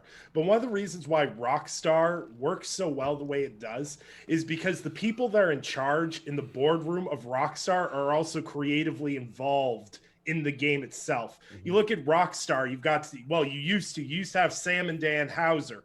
They wrote a lot of the Rockstar games, and they're on the lead board of directors. So they could go into the boardroom and go, hey, we're hands-on with this. This don't work. Right. Wait a minute. Let us fix it and then put it out the door. Facts. They had the reputation and the candor where they could walk into a boardroom and go, just wait. It'll be worth it. GTA 5 prints money anyways, so they've got that to fall back on. But having creatives in the boardroom is something CDPR needs to look at, because if you look at the CDPR board of directors, so to speak, or their boardroom, it's all financial guys. Badowski has nothing to do with the creative aspects of the game, doesn't know, so of course he's going to just go, they say it has bugs, but ship it because we'll make a good fourth quarter on it. He doesn't know. He doesn't care. He's just going, ship it out the door. I think CDPR, if they want to regain some of this loss, unlike BioWare, who has to wait till 2023 when they release their next game to regain fan trust, if CDPR publicly fires Badowski and then starts shuffling their boardroom around and nails down and focuses and patches this game and fixes this game and makes all those mistakes right and went, hey, we screwed up, and fix it, they will be fine. Yes. Hey, Sean Murray at Hello Games. Factual. You did that great. Factual. That's what see. I'm glad you said that, because I was shout out. I forgot who I was talking to on Twitter. He's a good dude. He's a Sony guy, but he goes back and forth with me sometimes. But it was a good discussion. But he was like, "Yo, Cog, I don't think they can come back from it." And I do want to say this about CD Projekt Red, even though I'm leaning with them that their reputation is the sulliest right now. But I do feel they can, because at the end of the day, like you said, Undead, take care of the base consoles first. Keep with that patch schedule. If they get that to that point of functionality and stuff like that, and then you drop that next gen patch, then you got that free DLC, then you got that multiplayer, and if those things hit, they could come out of this. You know what I'm saying? And they could come out of this well, because at its core, and a shout out to Portia Power in the chat, he's riding hard. The game is good. Like, from my understanding, everyone that has played, the only reason why I stopped, I kind of took a king stance. I said, you know what? I don't want to play it like this. Even though I'm not experiencing anything yet, I don't want to get into a situation that happens and it's spooky. Then I saw some joint on the forums about save data and losing, corruption. And I'm like, I'll be damned if I put in a bunch of hours and then they lose my progress. No. So I say, let me just hold the fort. I'll be patient. I'll take King's advice. Wait for the next. I got tons of stuff to play. You know what I'm saying? But to Undead's point, I do think they could come out of this. It's gonna be tough, but they got to hit everything. But I definitely think they can come out. Finish Undead, and I'll let you get it. Yeah. No. The thing is like it's so funny, because we always talk in the industry spaces. This company's done. They're finished. They can't come back. I can remember back in 2013 when people were like, "Oh, Square Enix is never going to be able to do anything again." Capcom done. And like, the thing is we're fickle. We always sit there and we're like, no, I'm Facts. done with this. I'm never touching this again. Facts. And then they're like, hey, shiny little Shiny bell. thing. Guess who's back?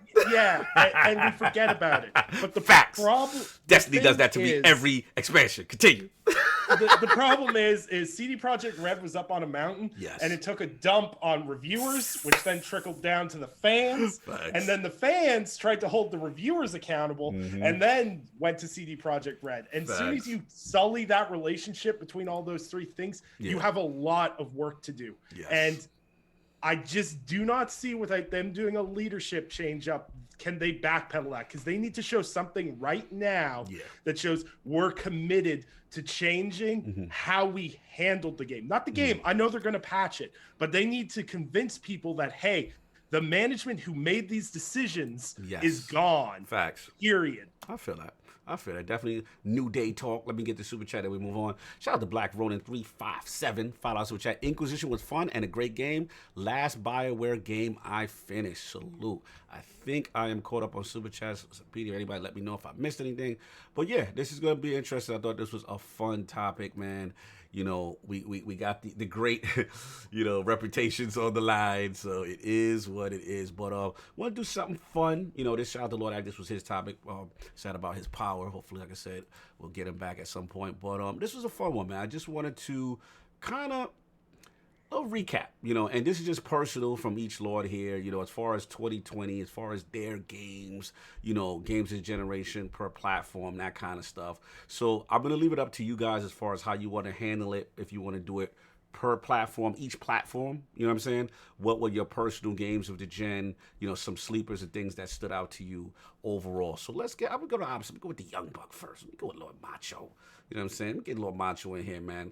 You've been writing a lot for us and a lot of great reviews and stuff. So 2020, you know, what are your standouts per platform, you know, that really excited you? You know, you can give maybe 2 or 3 each, you know, per.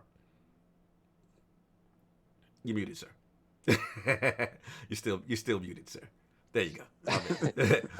This year I played because of COVID restrictions and all that stuff and being able to work from home, I was able to play way more games I did in any other year the past 3 or 4 years. So going back into that mindset of what did I play this year? I know, right?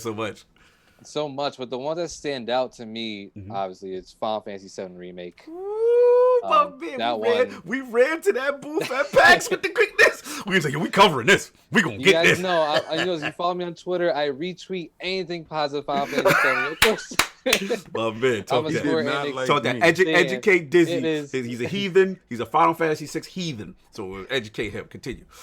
It's Final Fantasy VII Remake, man. It's just I can't I'm a big Square Enix fan. I love 14. I even love Final Fantasy 13. Hey, you know, it is what it is. But the thing is, though, is that I expected them to just crash and burn Final Fantasy VII Remake because there's so much just to live up to. And when it blew my expectation away and the fact that it was just a polished game overall, that was just oh my gosh, they're actually going for it. They're doing it. And they're being ambitious with this story, too, which is great.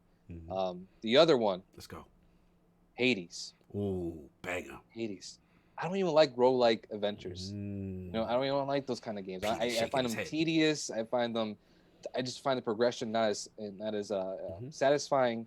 But Hades, just with the writing, the music, the action, combat, the synergy between everything that you're getting, all the abilities that you move to each floor, phenomenal, dude. Fine. Oh my gosh. Solve is smiling.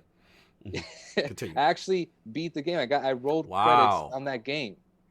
Wow. Which, you know, it doesn't, you know, it takes a little bit of effort to get into that. I think I capped 40 hours by the time I got Lord. to Stitch, the $2 super chat coming for you on Final Fantasy. How could you call a demo a game of the generation? You slander. Listen, I can say this for Macho. He doesn't care. He don't care what you talking about. He could have had 2 stick figures running on that screen. King, what happened when we were at PAX and it was Final Fantasy 7 day? He left me. He left everybody. Everyone. Where's Macho? Gone. Gone. Here. So I'm gonna tell you right now. I take whatever he says about that game with a grain of salt. He doesn't care. You know, he loved the game when the game was mentioned. Yo, you stupid. I love it. So Listen, man. Those care. PS1 textures that were in that bathroom in the beginning of the game. Yes. Those were Easter eggs. It was a love letter. He doesn't care. Nothing that you're gonna say is ever gonna take him away from that game. A nostalgic callback. I like that. respect I'm that. using that. Continue, sir. Give me some more. You got Hades. And Give the me last some one. more. Last one we got. That was snug at the Game Awards. Mhm. Ori and Ooh, thanks. Doesn't get enough credit. That was one of the first games I played when I got my gaming PC. Mm. Make sure I actually paid for the money on that one. 144 frames per second. Phil Dominus did that for you. Oh my gosh. Phil Dominus made that happen for you. And more. That made me question my love for Hollow Knight, which is my favorite Metroidvania of all time. Ori and the Will of the Wisps was like, you're getting there. It's like 1.2. And the emotion that game evokes. Very, very powerful. Exactly. So those are my top 3 of just the entire years. No doubt. Fantastic year. Fantastic. Salute, Dan the Man Cunningham for awesome chat. Another great ILP show. Great cast. Great topics. Hope everyone has a wonderful holiday. All the best. Salute, man. Appreciate y'all showing the love. We got LOGNET in the building holding us. This is a dope show. But let's get Petey. Let's go, Petey, man. I'm very curious. You're the WoW man. So it's just Division and that's it, right? We're gonna wrap this up. No. Division, right? Division. I'm not even gonna say Division because I am. You used to. I used to fight. I will always have Remember, this. you was you, right? It was you that used to. Okay. Oh, I would say it all the time. But they saltied me, and that is a discussion for another day. That is a discussion. We're gonna talk positively. I could rant for hours. Fair enough. So, just a couple of games I thought were amazing this year. Let's go. A quick handful. Mm-hmm. I thought one really big groundbreaking game, which I think is going to be amazing for the future, is Phasmophobia. Yes. Now, I don't know how many people have actually played it, but the pure fact that you could be walking around in game and screaming for a ghost's name, and then because of your voice activation within the game, it will actually resonate to certain actions within a game. That's huge. I think it's really going to be groundbreaking to see how that is going to change into the world of gaming. I think that is a really groundbreaking game. I thought it was fantastic. What about this year? So what about the things that are Hades? I fell in love with that game. My personal love for that game is straight up game of the year. Love that game more than I could imagine. Even with it being kind of an older game because it didn't come out this year, but I finally got my hands on it with the whole entire little bit of patches and little more difficulty updates and everything on it. I didn't want to stop playing it. I beat it and I completed it and went through it all, and it was fantastic, and I loved it. That game was superb, and and what they did with Shadowlands, with Warcraft Shadowlands this year, you've been I'm gonna say, a lot of Warcraft players have been waiting for it for a really long time. When they said it was coming out, then it got delayed a month, and then they finally came out, and that was one of those games that it had so many bugs when it started, but they patched it every day for almost a month until everything was solid and back and everything's perfect now. And the difficulty of what they did with it was more than I could dream of. I can't tell you how many hours and hours and hours I've been putting into it, just try to get myself and all my friends and everything back to snuff. But those are my games right now that I'm really enjoying. And I have Cyberpunk sitting, in the wings to eventually play it. But that's something that I'm going to play when I get time. But and a little honorable mention. What's the honorable mention? We didn't play it at PAX East, but the boys over at Wicked Games told us about it. Pumpkin Jack. Oh yeah, Pumpkin Jack. Good. Pumpkin Jack. Got some time on that game. Fantastic. I couldn't believe the enjoyment out of it because it had that Daxter and Jack and Dexter feel, and it was just very low key, and I really enjoyed it because I haven't played a game like that in such a long time that it really impressed me. No doubt. First of all, let me give a big salute.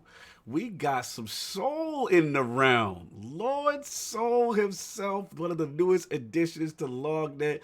Jay Thompson in the building. Let me check on your levels good. Can I hear you, sir? Say something to make sure your levels are good.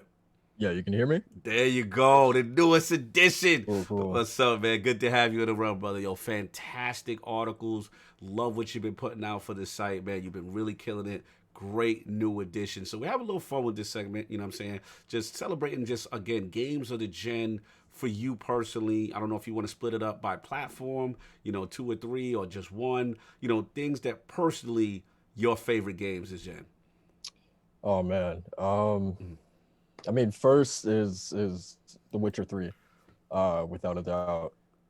I spent I checked my total hours that I played with that game. I spent 743 hours with that game.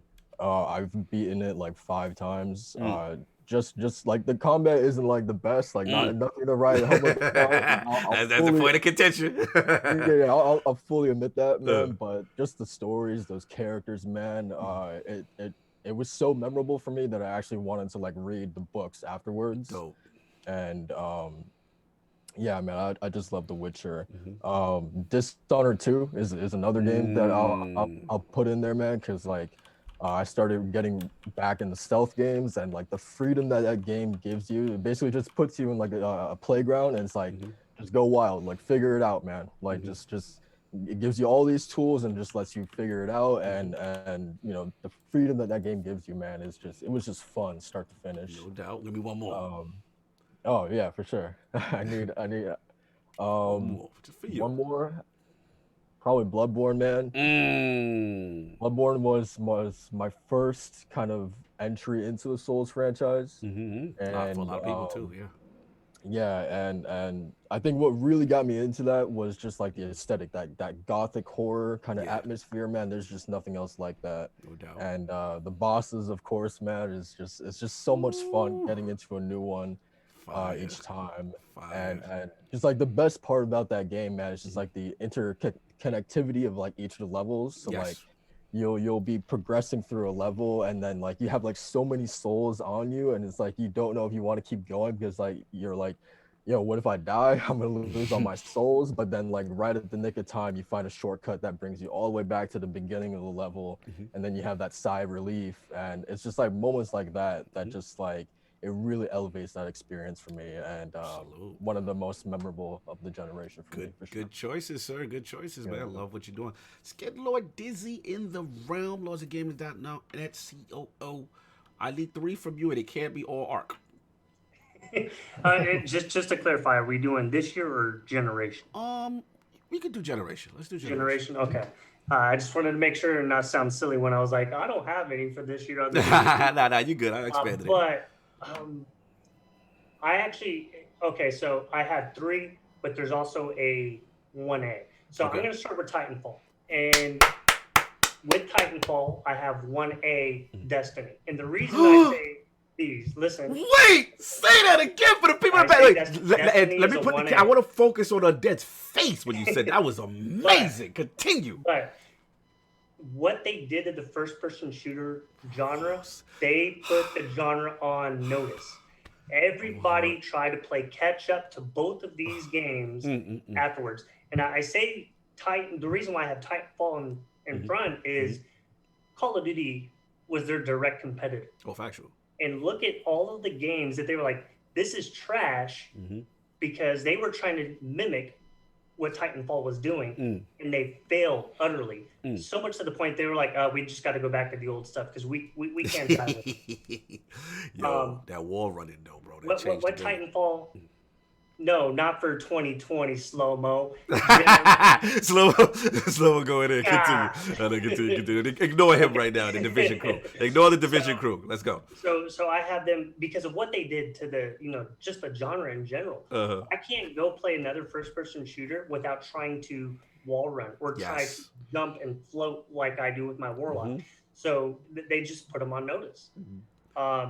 Number 2, I would say I am going to put Ark. Because I'm a multiplayer talk, baby. I'm a multiplayer kind of guy, and it has a lot of similarities to my favorite MMO, which is Ultima Online, with the creativity, of crafting, the creativity in building, the creativity in getting creatures to fight by your side, so on and so forth. And even for that genre, everybody else is playing catch up. Everybody else. Yo, Slow-Mo was going in so hard on you. He said, well, you will play Ark and have a degree in frostbite damage control, so I'm not surprised. Yo! No frostbite He's going in on you. On the panel.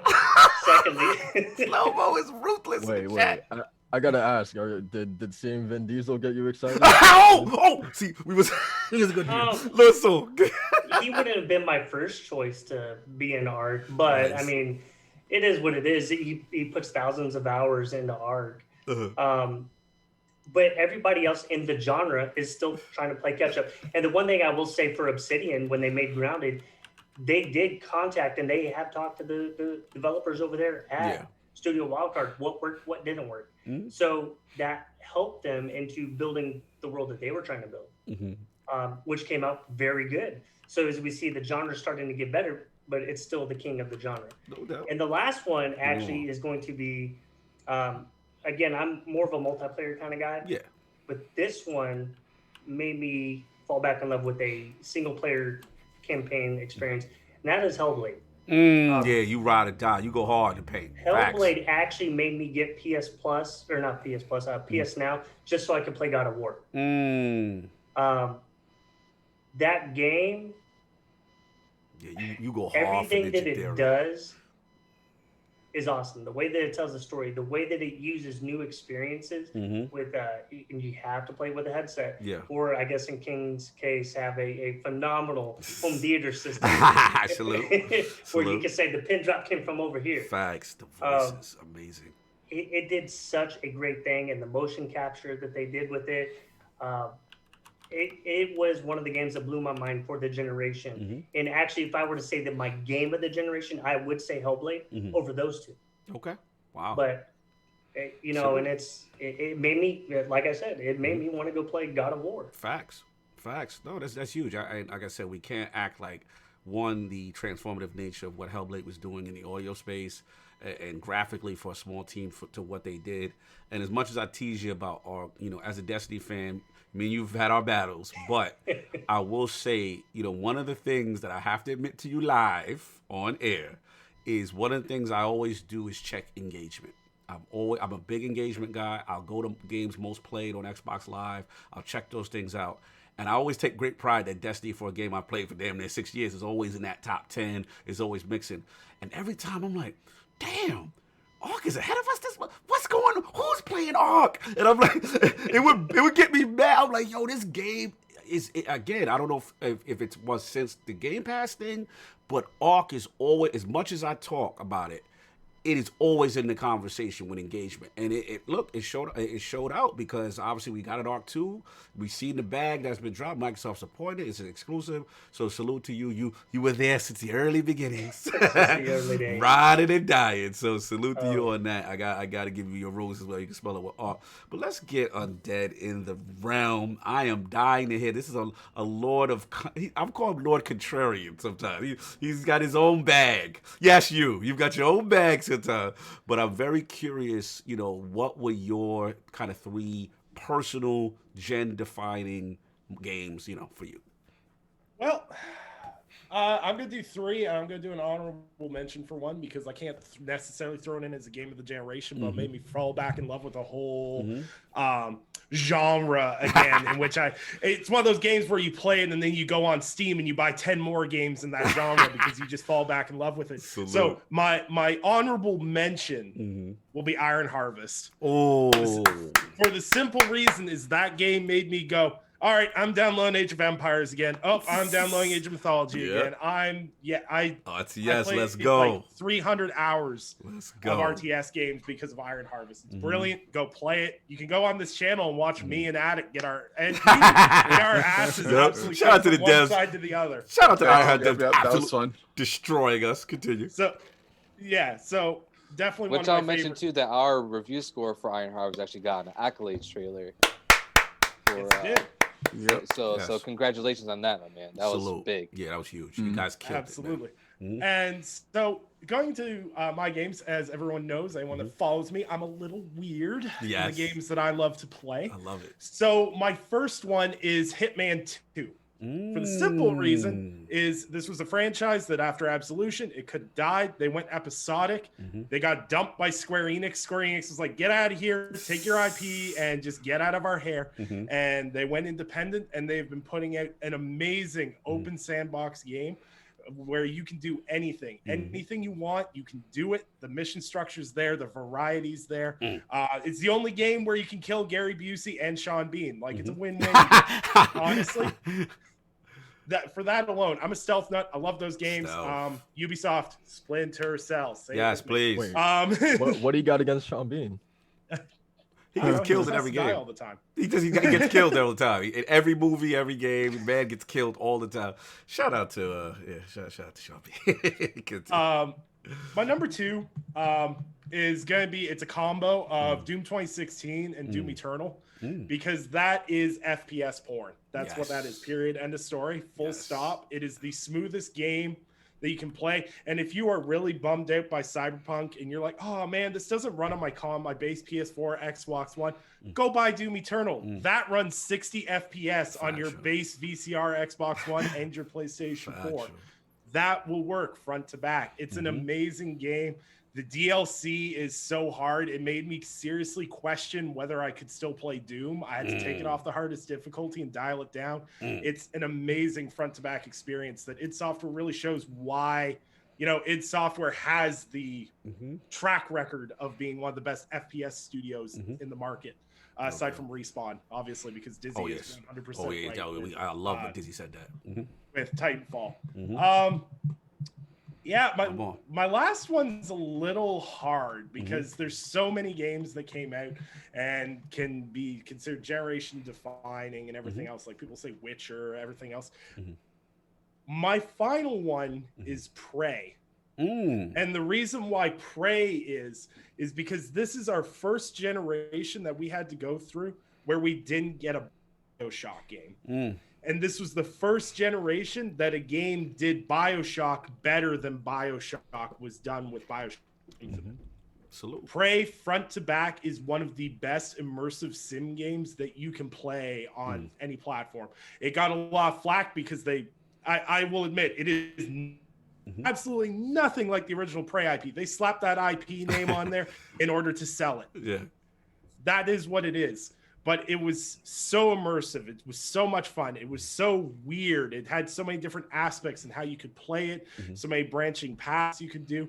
It's a game that I can replay all the time and still never get bored of it. And that's really a unique experience to have in a single player experience. Dope, man. Let me super chat before I get to King. Shout out to the Clutch Man for our super chat. I think I missed you. Shout out to you guys for 5K subs. You guys deserve more. Thank you, brother. We need more shows like this. And 2021 is definitely looking to be a great year for Xbox gamers. Salute, Clutch Man. That's much love. And then we got Shroom Kingdom with a $2 super chat. First timing with the smart pistol in Titanfall Fire. Ooh, remember that? You know what I'm saying? Yeah, Titanfall was that jam right there, man. So let's get the King in there, man. I'm curious. The King is a very passionate game, a very particular tastes. I want to know 3 of his kind of, gender-defining games. What is the ones that got the King excited? Destiny 2. Let's go. That's right. Any game. Fix your face, Undead. Fix your face. I have to play like it's college. Like I have a term paper due on Tuesday. When it's reset Tuesday and I schedule my life around reschedule Tuesday, where somebody asks me to, can you come on to my show? And if you're not a true and dear friend, if it's on a Tuesday and you're not a true and dear friend, you not make that. Yo, shout out to 4 Guys with Quarters. I was on the show and I've never in my life felt FOMO like that in my whole life. I was like, yo, I'm loving the show, but I'm missing my team right now. No. So, I gotta say Destiny 2. All right, let me break it down real quick because I gotta do this extra Destiny love. Which expansion were we doing? Which one got you the most? Which was it? The Forsaken? I mean, everybody's gonna say Taken King. Everybody. I mean, that's the. I'm talking about from the 2 era. We got Forsaken, Shadowkeep, now Beyond Light. Just if we were to break it down those 3 for the gen. What out of those 3? But Beyond Light just started. Okay. So you going Forsaken? What you doing? Yeah, it has to be Forsaken. Why? No doubt. Forsaken changed a whole lot of things. Put the boot on the Division, dudes. Keep talking. I want to talk spicy. Well, talk you know, dirty. Talk dirty. It was a time where I thought Division was going to live up to the hype, and I just realized they had some fundamental flaws. If Division would have did certain things right, they could have capitalized on the disgruntled Destiny fan. If they would have gave you something to get around in the world at a speedier pace, opposed to spawn jumping from section to section, like if they would have gave you skateboard, I don't care what they could have gave. Give me a vehicle to go around the world. Get you around the world. Memorable raids. Their raids aren't memorable. It felt like you know what it feels like? It feels like Gears of War with people without armor. Wow. That's what it feels like. It feels like if you had regular people with jackets and jeans on and boots in Gears of War without the armor in Gears of War. But what I do like about the Division is that survival mode. That was the best thing. I'm mad they didn't bring that back. They should have stuck with that. That should have been a focal point. Facts. And you saw what Destiny did with that. Right. This is what I like with Destiny. Destiny, and shout out to Diz for bringing that up. You made it a hot verse. I made it a hot song. They take your joint and make it better. They took that frozen aspect of it and they found out a way to make it better, and then incorporated it into a memorable raid. Sorry, brother, you had your shot at the title and you swung and you missed. So Destiny with the deal with it, Shade.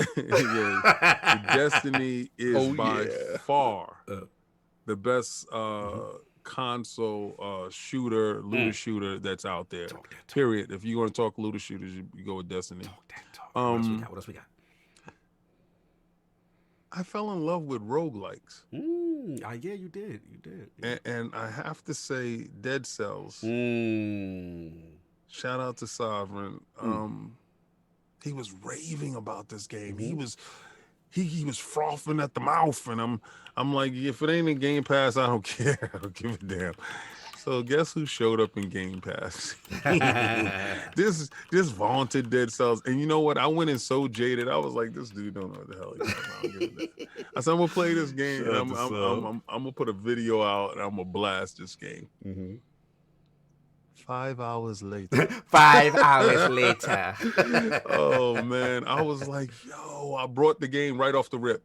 Went straight to the marketplace, paid for the game, paid for whatever DLC was coming. I got the little eyeball extra DLC. And then Neon Abyss furthered that love into roguelikes. So it's that aspect of it that has changed me. So I'm gonna go by platform. You know, Destiny is period. You know, my game of the generation. Period. Above all. Factual. But I'm gonna go by console. Okay, first, Spider-Man. Which one? For Sony was the first game we saw a trailer. And it lived up to that trailer. Like I saw it, when I saw it, I don't care what video y'all go back to, you're gonna hear me say, man, it don't look like that. It don't, if it looks like that, and it plays like it look, it's over. It's over. And I don't care any of your God of War stands, throw yourself in the bushes. When you go to one room, you got to clear one room, then go to the next room and clear the next room. And fight the same ogre with a different color. Undead ain't feeling you right now. He done lost Undead. Undead is hurt. Undead Lord, you done lost him. I don't care. I don't care what you said. First of all, that wasn't God of War. That was something else, and they just threw his skin on it and said that'll sell. So that's that fake God of War game, whatever. That Spider-Man, though, it hit different. You know how it hit different? And this is how I'm going to tell you, Sony know it hit different. Because what they launched that PlayStation 5 with, a copy of that Spider-Man that was the hit.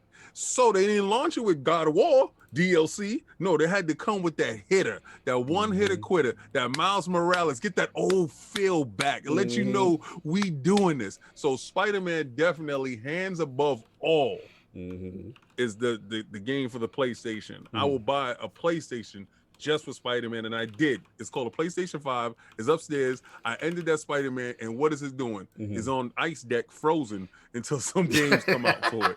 Okay, so now I'll let you know that. Xbox. I game there. Yes, sir. I live there. It's Game Pass. Okay, Game Pass is the game of the Game generation. Game Pass is the game of the Game generation. Pass for Xbox. Undead is dead again. Change the way I view purchasing. It changed the way that I view and consume video games. No longer do I walk inside a video game store with trepidation. I don't care what y'all selling. I really don't. You know why? Because I'm going to go home and I'm going to engage how I want to engage. I'm going to partake of the smorgasbord that is left before me. I look at dates now. What did Game Pass release this day? So for Microsoft, for Xbox, it has to be Game Pass that is it stands head and shoulders beyond anything that they could release because all their first party games is there anyway.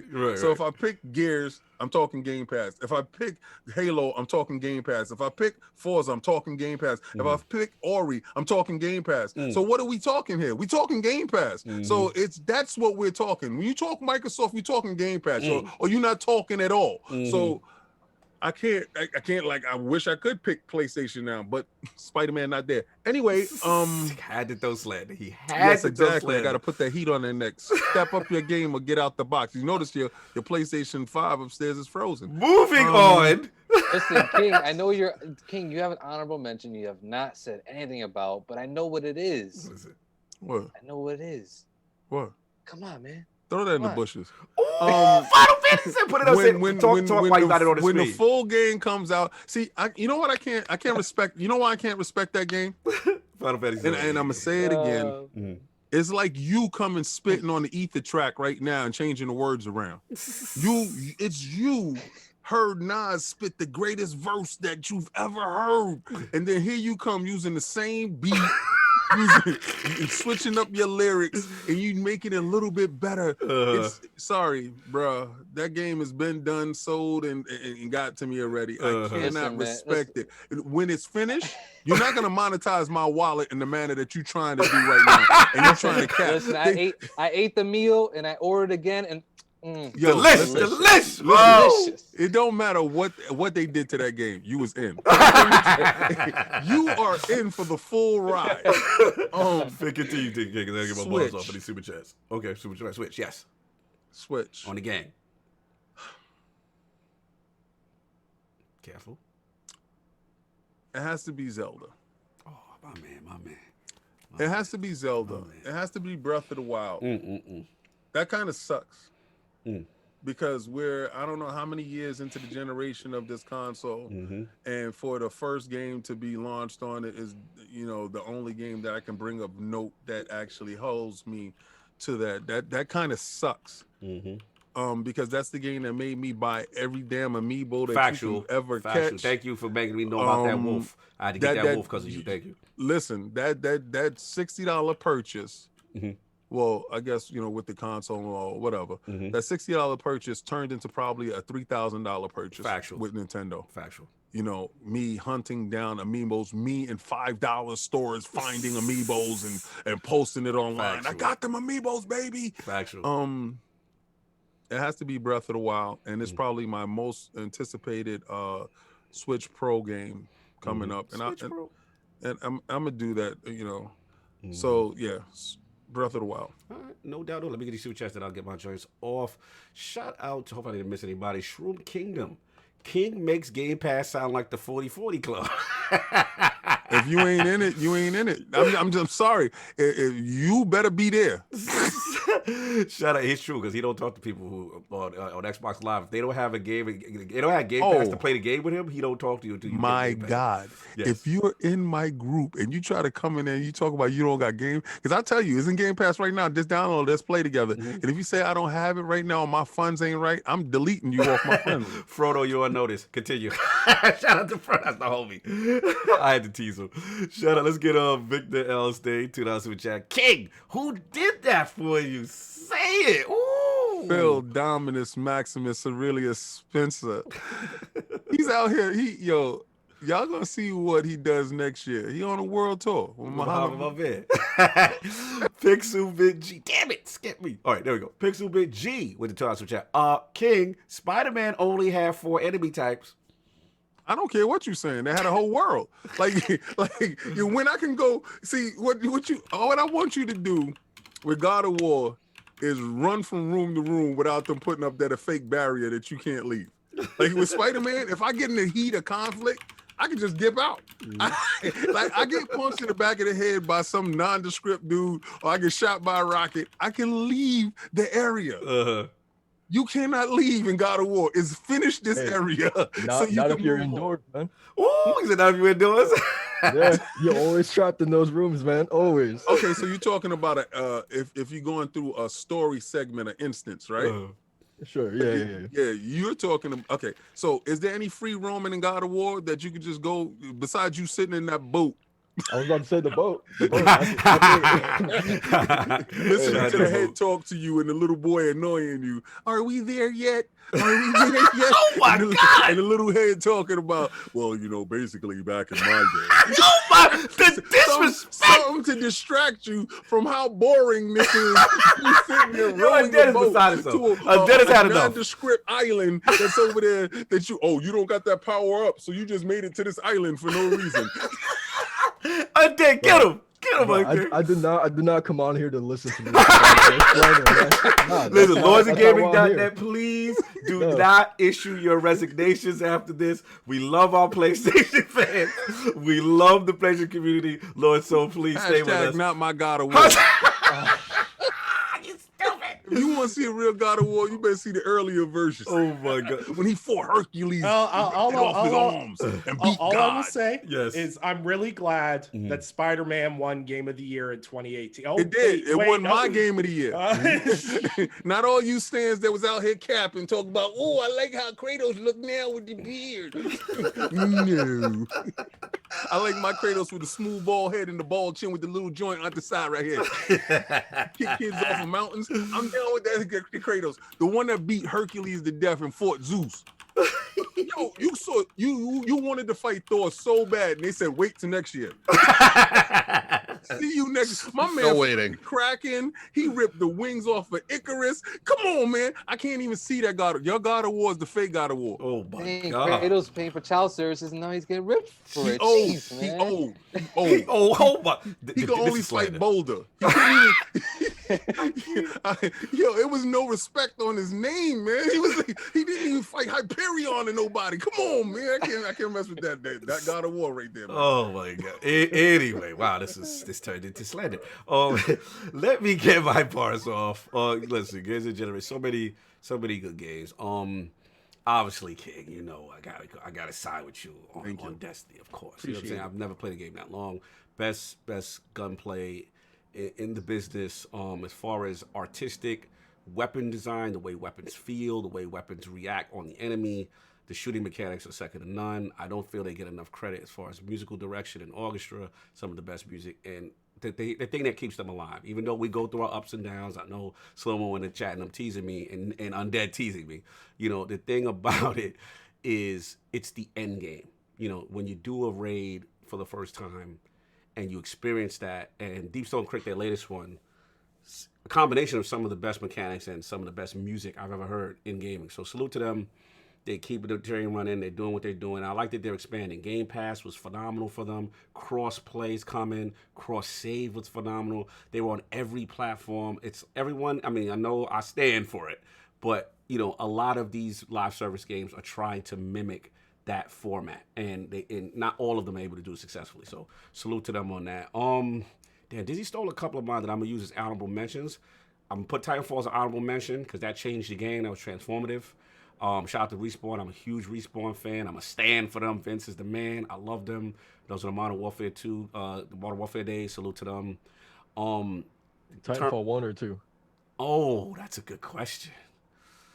Man, I'm going to say Titanfall 2 is the better overall package, but Titanfall 1's gameplay was a little more tighter on certain things. You know what I'm saying? So it's tough because Titanfall 2 gave us the story we needed and an A+ story because that was the only problem with Titanfall 1.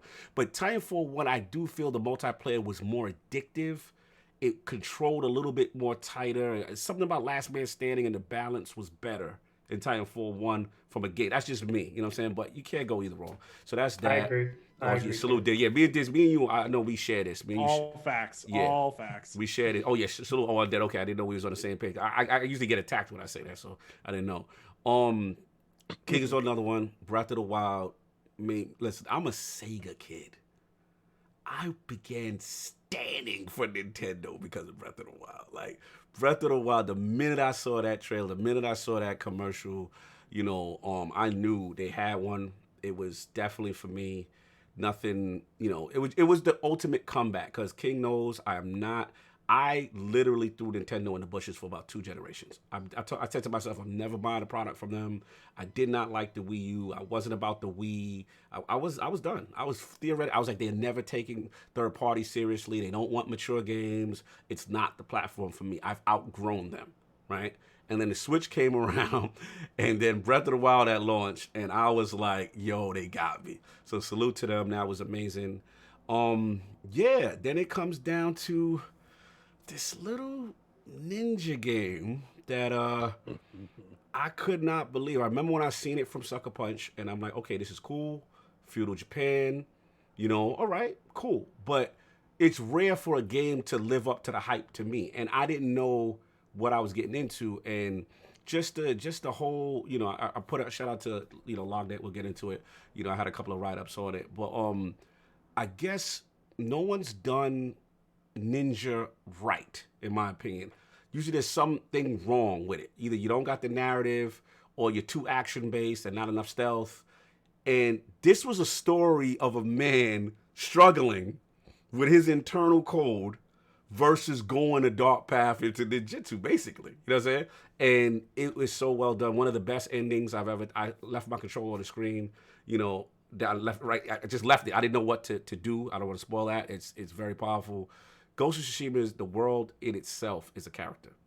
Just the air, the blossoms, the cherry blossoms. Macho, you already know. You know what I'm saying? Like it is phenomenal. I love that game. The first and only PlayStation game I have platinumed. I loved every aspect of that game. That game is transformative. I can't wait. Sucker Punch. I couldn't believe it came from them. So salute to them. I just want to give 2 honorable mentions. Actually, XCOM, Water Chosen, huge turn-based guy. That's XCOM is my heart. XCOM 2 is almost beautiful. Perfect game. You know where we go, Pete. You know where we go, Petey. You know what I'm saying? XCOM 2, Water Chosen, one of the hardest games, but truly transformative, amazing in the genre. And a game that I want to add to this because this is the only game that I've shown, not only gamers love it, but I've shown non-gamers this game. And every time I show non-gamers this game, they get addicted and they get into gaming. It's Inside. Inside that game, I don't know what is about that little boy and what the hell type of world is going on with him, but people play that game and I see their faces and then they try it. It's simple enough for a non-gamer to try it. And then I just watch them go through it. Oh, okay, so what you gonna do next? All right, what you gonna... It's such a cool thing. So yeah, that's my honorable mention. And yeah, man, anything else before we move on to the last thing? We get up out of here with the last topic. But those are mine. Any super chats I missed? I think we get good gaming in the building. Let's go. Boston in the building. What's going on, Dom and the crew? You know what I'm saying? That's what's up. Good to see y'all. I just got to chime in one here. Let's go. For the game generation, I have to mention this one because I played it with my girlfriend. Let's go. Or now fiance. Let's go. Over a period of weeks, and my man, The Walking Dead, Telltales. Oh, yeah. that entire seasons 1 through 4 just incredible. We Shout had out to such Game an Pass. amazing time. Why you gotta throw Game Pass? I'm just saying. Thanks for Game Pass allowing me to partake. I'm just saying. Oh my No, god. man, it's Clementine's journey throughout the entire Walking Dead Telltale is just, oh my god, it's incredible to the point where I had rewatched a playthrough on YouTube, and now I made the firm decision I'm gonna get a tattoo of Clementine's hat, maybe on the forearm or something, because man, that story did. Prisoner of the moment. Don't put that on your body. I would advise. You would highly advise that too. Yeah, you've been a very level-headed dude up until that statement. Let's leave that alone. They did their thing with The Walking Dead, man. That's just incredible. Yeah, let's keep it in memory. You trying to save you for the tattoo. You trying to save you for the tattoo. Shout out to Clementine. I feel like King is like, every time he brings up Game Pass, I feel like he's like a wine connoisseur, taking a little taste like here and there, like I'm gonna taste this. Partake in some Game Pass. Yeah, I'm gonna partake in this. It's a buffet. Yeah. If you know, I don't think a lot of you dudes have been to a buffet. Yo, in the moment you get yourself into it, because I remember the first time I went to a buffet and they had a chocolate fountain. And that's the first time I saw like a chocolate fountain in my face. Like, okay. And then I seen a little kid with a chicken wing dipping it to the chocolate fountain. I said, that's what's going on here. And it was like, you can do whatever you like here. I said, oh my God. All of this is yours? You really got to get to that buffet, man. I feel that. Listen, man, we gonna move on because we can talk for great choices by everybody in the realm. Let's talk a little reflective, and I'm glad Lord Soul could make it here. You know, we got LOGNET in the building, and it's a celebration. It's a celebration. You know what I'm saying? So we got the LOGNET look, man. Very proud of what we're doing as a site. You know, I think one of the things I spoke to Ainsley yesterday, because I really look up I know me and just talk off air, and how we definitely respect a lot of things that they do, and trying to form our own identity. And one of the things that I think is really cool. First of all, shout out to Lord Josh, who couldn't make it, Lord Frost, definitely one of our top contributors, always on the reviews, killing it, you know what I'm saying, really helping us out. You know, he wanted to make it, but this was the first day in the UK where they could go out freely since the COVID thing. So salute to him and Lord Little Callan, you know what I'm saying, the young one. But no, I just want to salute, because I think like the vision for the site, you know, obviously there's a lot of news going on, and we definitely try to cover that. But one thing I'm very proud of all of you is the unique and personal natures of your stories, the editorials, the things that you guys bring to the site. And we got such a diverse mix, you know what I'm saying, from all over the world. We got Poland, we have Bahrain, we have everything, you know what I'm saying? We got Canada in the building, you know what I'm saying? Like, we've got so much, and I'm just so proud that it's something in-house that, you know, we created, and Dizzy came to me with the vision. So Dizzy, I'm gonna set it off with you, and then we're gonna go to Undead. We're gonna go editorial staff first. You know, just some milestones, Lords of Game down there, things you're proud of, or anything you want to salute, you know, that you want to talk about for LOGNET, Lord Diz. Well, I mean, I would have to say, I mean, if you want to find a place where diversity is happening, not about where diversity should go in the industry, but where it actually is happening, it is happening here. As you spoke on, we have people all across the world, both, you know, man and woman. Male and female. Hey, Rodimus, I saw your comment. Yeah, we got female gamers, brother. We got. Shout out to Lay Sharice. We got Julie. You know, of all sorts of backgrounds. And shout out to my son who just got home. Salute to the son. The diversity is here. And so when people talk about like, we need this in gaming, we need this, the thing is you got to look to see who's actually doing something about it. Right. Well, thank you. Thank you. Just set up there. We got young lords in it too. So you got to look to where the diversity is happening. And whenever you say like, hey, I don't like this place because they do this and they say this, look to the sites that are, and you know, LOGNET is us. Yes. There are a couple of us that we look to as our peers, as you mentioned, with like Season Gaming or Wicked Good Gaming, who's out there. Yeah, in the salute chat. to Wicked Game. Yes, salute to them. Facts. The way that they hold the news, the way that we deliver it, it's not. We're not trying to mimic the big sites. we're trying to be us. Facts. And so when you're saying like, I want a site that doesn't do this, or I want a site that is trying to do this. Look to these sites. Facts. Stop overlooking it, because we see when y'all be complaining about this big site, but you're the first to go to that big site. Factual. To hand it out when you could have gone elsewhere. Feed the streets, feed the talking wolves. About it, you know, and I want to invite you to come look at all of these sites. You know, come look at us. Come look at what we do. Yes. Come look at Season Gaming, because we are offering what you're looking for, and I know that everything that I'm talking about is happening over at these other sites as well. Factual. No, I agree, brother. I agree. Well said. Lord Undead, man, one of our big acquisitions.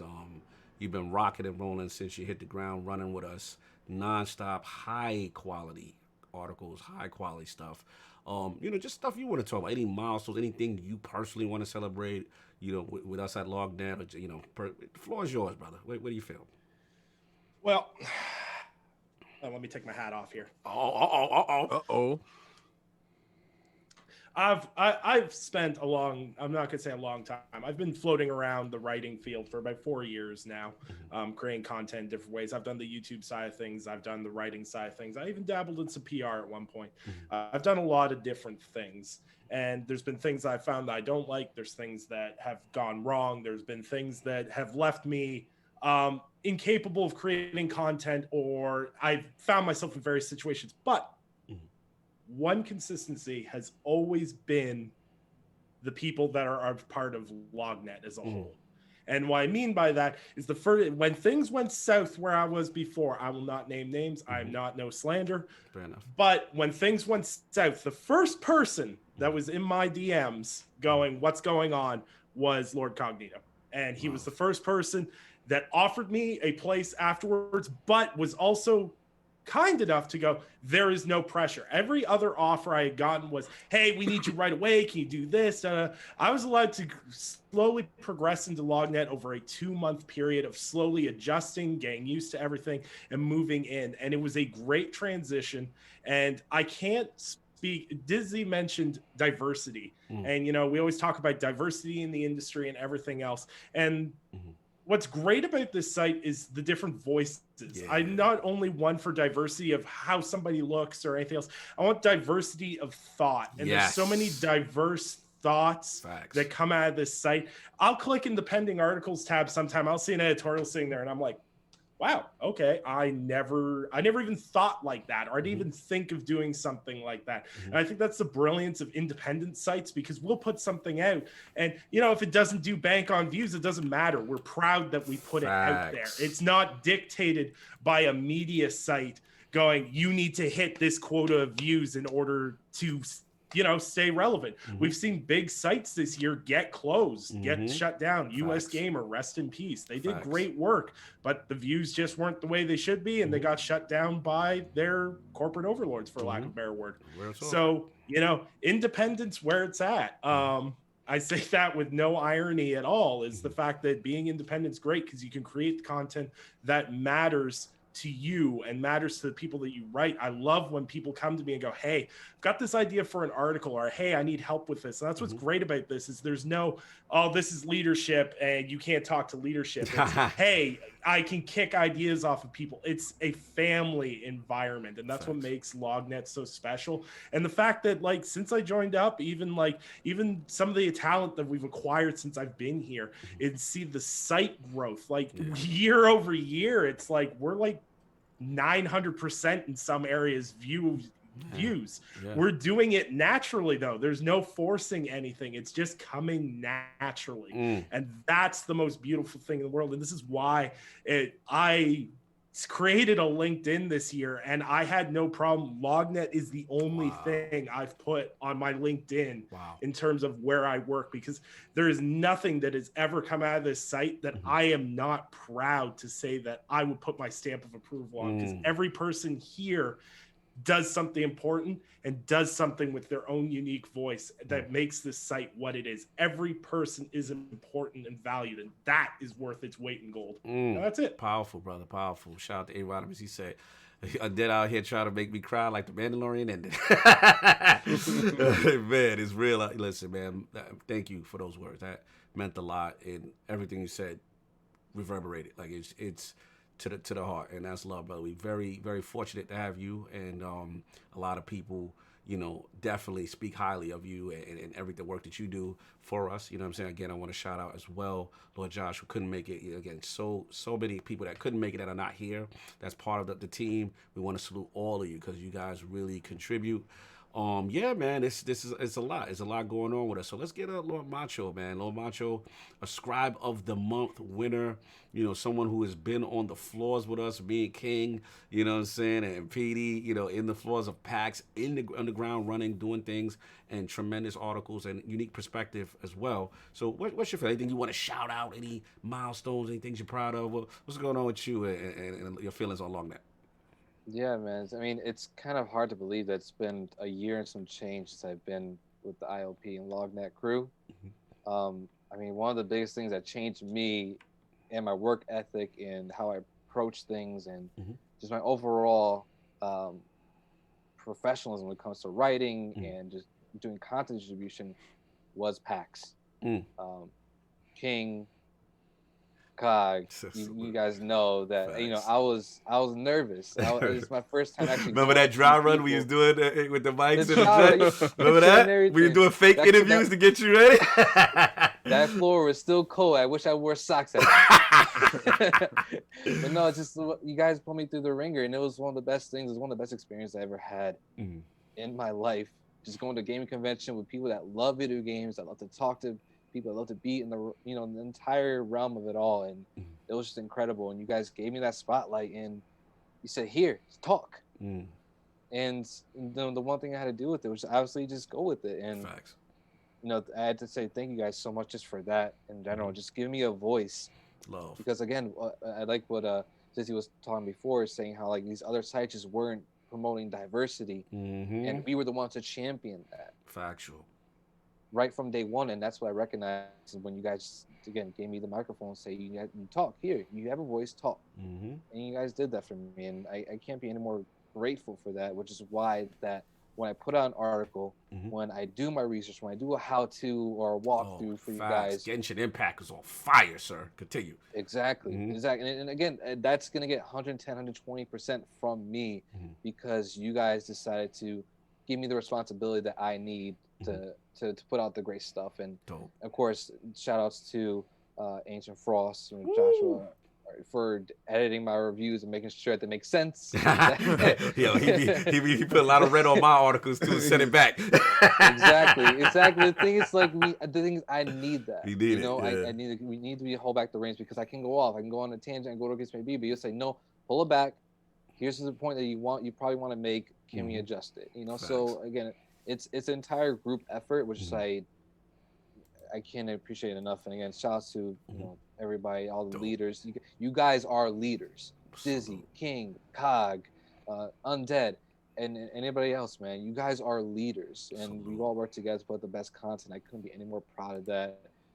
And yeah, man, when I wear these hoodies outside, when I wear these shirts, it's not because I need something to wear. It's because I want to wear it, and people need to know what we're doing.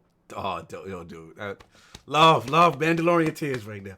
All right, let me keep it together. Oh, salute, no, brother. That was from the heart. And you have no idea how much we appreciate you and everything you do. And also, salute to you for grabbing the assistant editor role, just helping out on editing as well. You know, you are sending up the ranks yourself, and looking forward to the future and giving you a platform and giving you a voice as well. Tremendous stuff. Also, I advise everyone to hit the must-read section of lordsofgaming.net. Some of the most powerful pieces. Dizzy has got some stuff up there, real-life situations. You know what I'm saying? You know, dealing with his issues. You know what I'm saying? You know, Undead, the same thing. Nick's got powerful pieces dealing with real-life issues. You know what I'm saying? Same thing. My boy Hector, like, he's got dealing with relationships during the pandemic, like real issues with gamers, and again, that's the stuff that I'm the most proud of. And also, we gotta salute Hyde, man. We put the Lord Admin up in the building, one of the best site admins, always available, always helping us out when we got to. But we got 2 more LOGNET on the panel that we gotta talk to. So before we get the Rook, I gotta get one of the OGs, man. Lord Petey's, he's still there. I don't see Pete. Where's Petey in the building? Oh, I'm here. Okay, because Sue didn't show me. But Petey, The bar's too long. No, yeah, the bar's too low. So salute to you, man, because you are like the silent partner in the background that does so much for us. That does, like, you're the unsung hero. You're the person that does so much in the background, as well as, like, you know, the code acquisitions and so many things to keep our writers engaged and just getting our name out to the forefront, as well as when pre-pandemic, you know, going to the shows, and you're our number 1 guy. Like, you're the guy who gets us ready to go. You know, everything's on point. Transportation, schedule. You know what I'm saying? He's annoying me and King about what train we need to get. But it's all for good purpose, to keep us in line and keep us in schedule. Shout out to Stitch with the $2 petty super chat. Amazing words, but you're still wrong about Final Fantasy. salute to Stitch for being petty about Final Fantasy 7. But no, let's get to it, bro. Like, you know, your contributions, how you feeling about LOGNET, anything you want to say in reference to LOGNET? I mean, I'll make it very, very quick, because I think a lot of everyone on the team has, you know, made a lot of the same valid points that I would do the same. From what we started when it was, you know, 2.5 years ago, maybe a little longer than that, since I've been a part of the team and everything. Seeing the growth between the website, the YouTube page, seeing, you know, all the content that everyone is producing, and seeing how hard everyone is working as a team, the communication amongst everybody else. I mean, it's pretty amazing, and it's really, really great to see a group of people that are wanting to work with each other and are willing to take criticism for things that they aren't, you know, able to do 100% correctly, and go, okay, hey, why don't you try this and kind of make it like this? Oh, I don't like this. Why don't we do it like this? So I've learned a lot from my writing techniques that have actually been a little bit better now than they were then. But for seeing the whole entire back end of what it needs to be done, and kind of help just to support everybody, and to kind of help doing a lot of the codes and things, and everything like that, it's pretty amazing, and I'm very proud to be part of that person, even though you don't see me on the, you know, on the front line, just like everybody else, like Hector and Undead and Dizzy and all of our other writers, and like it's amazing to see the growth of those individuals and to see how happy they are. Factual. Which is a real great thing to see. Factual. I also want to shout out Lord Gene, who couldn't make it. He was really busy. Gene. Gene is amazing. You know, he's hilarious. That guy. Yeah, he's hilarious. Super proud to work with him. We've got so much. Again, Lord Mods, who couldn't make it. You know what I'm saying? We've got so many people that couldn't make it today that we got to shout out, because their contribution. Lord Chalish. I mean, the list goes on. David Urion, he's been on fire, giving us diversity as far as articles with movies, the movie industry, stuff like that.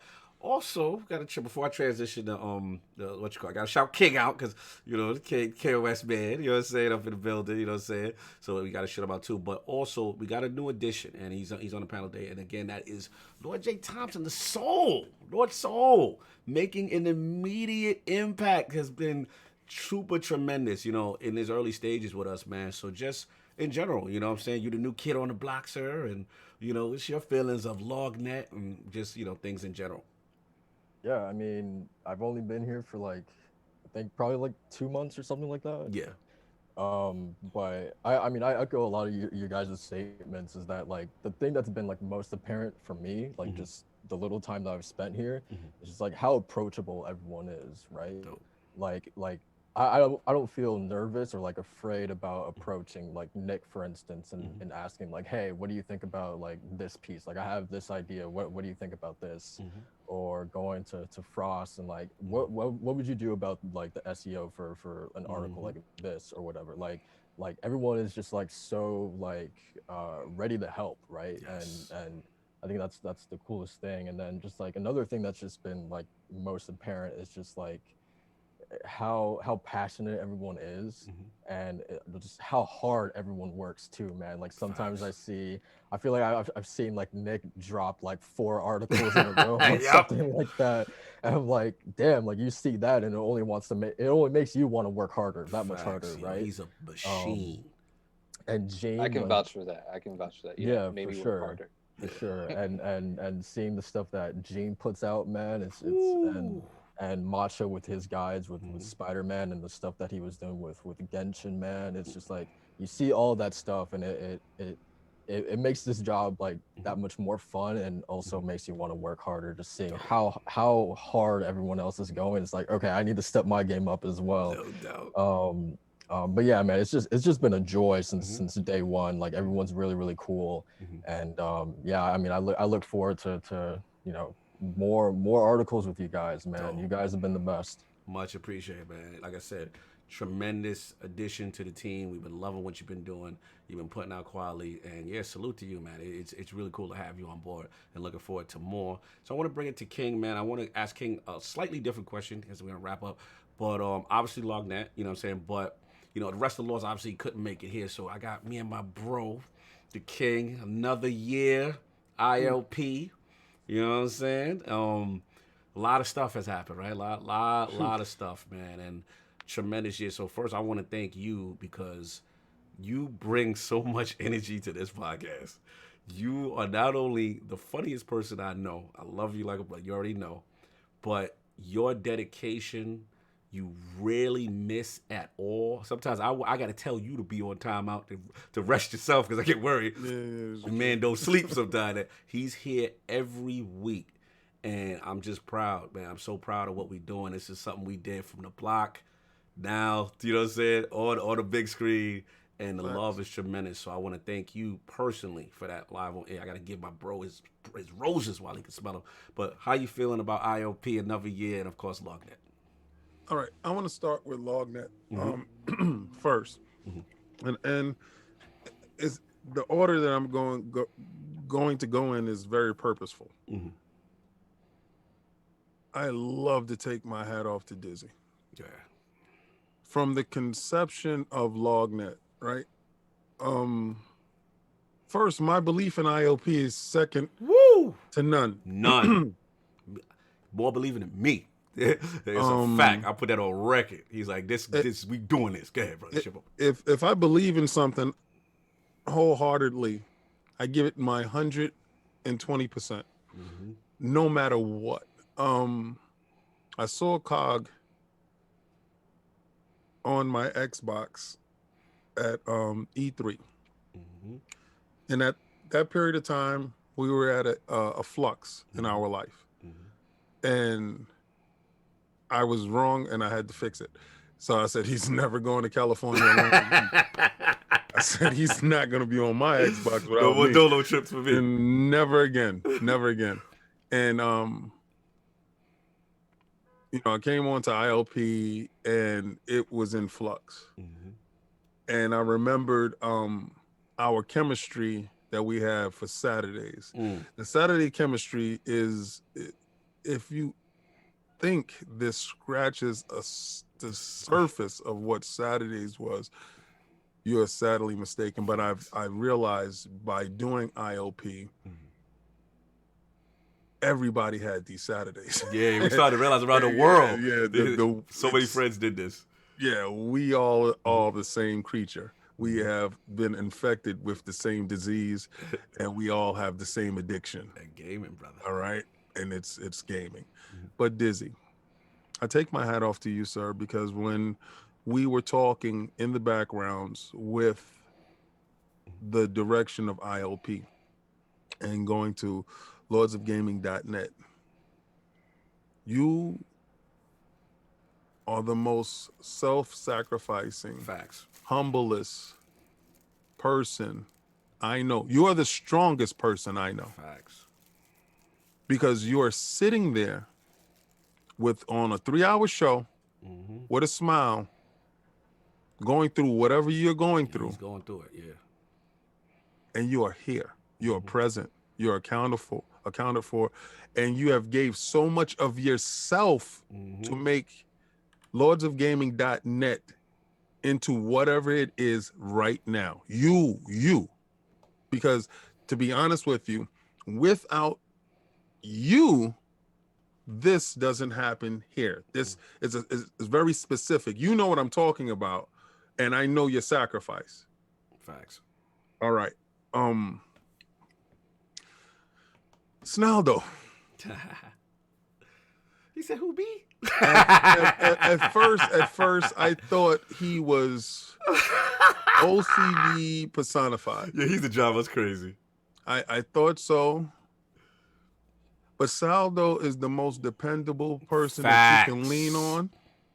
He is the honest person. Mm-hmm. He is true to his character at all times. Yeah. He is somebody that you can trust. Mm-hmm. He is a true friend. Yes. He is probably one of the hardest workers, one of the most diligent planners. Factual. That you can have on your team. Mm-hmm. That is somebody that you can lean on and know that he's going to handle his job when given that specific task. And he's unapologetically him. Yeah. And I love that about him. Salute. My time with you when going to PAX has been amazing. Your insight and your knowledge on certain things, on how to plan and how to minimize stress and how to make sure I pack my bag right. Little things to make things easier. He's a strategic planner, and everybody needs that war general that can plan the floor out. Listen, I'm standing with him at PAX, and I said, I don't know which way to go. He said, you had it upside down this way. This is how you look at it now. And he's explaining to me how to get it done. Thanks. And without this war general on the floor, a lot of times I would have been lost. That is true. That is true. Total 100 respect for you, for all the things that you've done for KOS in the background, for all the things that you have done for LOGNET in the background, for the stream team, for your diligence, for your hard work. I truly salute you, sir. Yes, sir. And now owning a tripod. yo. Shout out to the tripod gang. Got that tripod. Tripod gang. We used to laugh at you. Now we joined the club. Yes, got that tripod. Macho. Woo. The fearless young warrior. I was nervous as hell going to that PAX because I didn't have Sovereign. Yeah, we have Sov. Yeah, right. He took the Sov role. Yeah, and you know when we get in the house together and we were saying who was going to be in the house, you know, Hyde. Shout out to Hyde. Salute. That's a special dude in my heart. I'm like, Macho. He's like, yeah, he just started. Whatever. I said, okay. And you got your shirts and your stuff, and you were there. You put faith into people that you've never met to live in a house with people that you don't know. Facts. But you had a belief inside your heart. Something told you, I need to do this. Something told you, for me to go forward, I must make this step and take this leap of faith. And that's what I said when I read that thing on your page. I don't know if it was your Instagram or your Facebook, and I said, that is so him. Because when that day, as soon as you got there, I had to know that you were war ready. And as you know, I always walk around with my camera, my microphone, and I'm always ready to go. Time. Always. I don't give if we drinking or eating. If it's a time, it's a time. And we got you ready. And I said, still had questions. And when we got to that little indie thing, indie showcase, and we were drinking, and everybody thought it was going to be a party night. And I'm like, yo, come on, let's go over here. Let's do this. I'm talking to this developer right now. Let's go. He's like, right now? Yeah. And you hit the floor running. Dope. You are exactly the model that everybody should follow. Follow your heart, be fearless, and give 110%. And great results will come of this. Factual. Great results. And I have no doubt in my heart, after reading your article on Final Fantasy, no doubt in my heart that you're going to be mentioned with the names of the great writers and stuff like that, because you're fearless in what you're doing and you're passionate. And I've seen you on the floor. We have done interview. And then once you got the cadence, brother, you were like a machine. Yeah, he's in his bag. Salute. And yeah, we couldn't have been as successful as we was without you on that floor. And I was so proud of the stuff that you was doing. But what took it a step further is when you went and you translated all that stuff upstairs when we was in the media room and you was working. We had our heads down. I'm editing, you're editing, we're working, you're translating, you're working. As people probably thought we was going to have a whole bunch of fun. It was all work. 100% work. And you were there for all that work, and I salute you, sir. Facts. Have to give him his roses on the Platinum Games interview. Like Undead. Yeah. Oh, let's go. Get your Undead. Get your Undead boss. Get him. The beast from Canada. Yeah. I knew what you were before you got here. I was like, I gonna go get Kyrie right now. I was poaching you. I was poaching you. Let me go get Kyrie. Yeah, King was your number one poach. Before anything was going wrong. Sometimes you know what a man brings to a situation. I say you are salt. You know how you eating a meal and you're like, it's missing something, man. Facts. It's missing something. Then you sprinkle a little bit of salt on it. Shaker. Where that Canadian shaker at? Ah, there you go. That's that flavor right there. You bring that flavor. You bring that essence. You brought what was missing to LOGNET. And me and Cog was talking in the background. I don't know how to approach this situation. I said, yo, don't give him no demand. I said, just let the man. Let him understand. Let him see. Let him survey the land. Just. But his fear was somebody else might grab you up. I said, no. He's coming out of a stressful situation. Just chill. He don't know who to trust. Give it up the boardroom talk. Just let him see. Just let him see. And brother, your knowledge, your know-how, you have taken it from level A to level S plus. Yeah. You know, you have been a certified driving force. Factual. To get that, is it Open Critic? Oh, yes. To get the that. Work in that. Yeah. I was so proud for you. I was absolutely 100% proud for you. Because I know how hard and what you were doing, where, and I know the trials and tribulations. And I truly understand and I respect it. You know, I wish that we would have got a chance to hook up at E3, you know, this pandemic and this stuff like that. But that's going to happen, sir. And you're going to see how we really get down. You're going to see what it really is about, because you deserve that. Fact. Macho and Jin got a taste. yeah. You deserve that. Y'all didn't get the E3 taste, but y'all. Salute. And my brother Soul. 2 months in, and you're making your presence felt. Yes. So this time next year, we're gonna have a whole resume on you, and you're gonna contribute to the same level that you started off with, and keep that same cadence. And I love the fact that you said everybody is approachable, because we're not gods. There ain't nobody in here, any gods. There ain't nobody Kratos in here. You know, you can actually knock on everybody's door. You got a question, oh, I need this, or whatever. We are 100% here for you, 100% at all times. Facts. Real quick, let me just shout. I got it because I don't want to miss this. Gaming Forte with $10 super chat. Thank you for all the content you bless us with each and every week. The Four Horsemen may be the face of ILP, but there are so many people that make this ship sail. That is so true. Love you all and keep being great. And also, shout out Lord Jeans in the chat. He said, my liver is right against Congressman, because he was lit last night. He couldn't make it because of the liver, but we respect you in the chat. We know how you party, baby. We know how you party, son. We know how it gets down. But he writes hard. He works hard. Cog. Yo. Oh, man.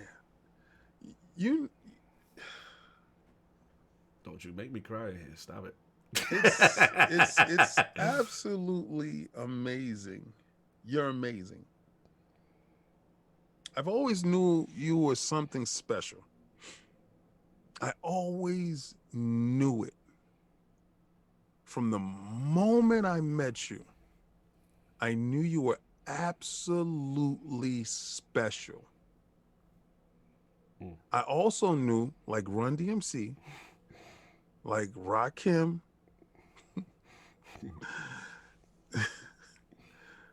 and Eric B, like Kid and Play, me and you together can conquer the world. Factual. First, I would like to tell you thank you for that last word you guys just did. I would like to say thank you for that last word. If you haven't seen the last word, please go see it. It's very impactful. It's a very true to life episode that you have to see. I'm not going to spoil it for you. I just want you guys to see it to understand how special this individual is. Now, to learn all the stuff that he learned, to learn from the Elgato to the keyboard, to the background, to sit there and to learn this stuff. He's an IT tech, but to learn the ins and outs and to be willing to listen and manage. He is a modern day Phil Jackson. To manage egos, to learn how to control the flow of a show. Because I go on other shows and some dudes just let me talk. They don't know how to control. They let you run loose? Yeah, they think that's what I do. They don't understand. They don't know how integral you are. They don't know that. But it's Kid and Play. It's Run DMC. It's you spitting bars. It's a flow. You know we're in pocket. He understands. Now, sometimes he may have doubts because he always looks at it from the prism of everything and he doesn't look at it as absolute. I look at it as absolute. Like we're not gonna fail. We're not gonna fail. And he's like, but King, what about? But we're not gonna fail. So, so he brings a level-headed, even-handed, well-needed presence to everything. Every person that you talk to, everybody here can tell you the same thing.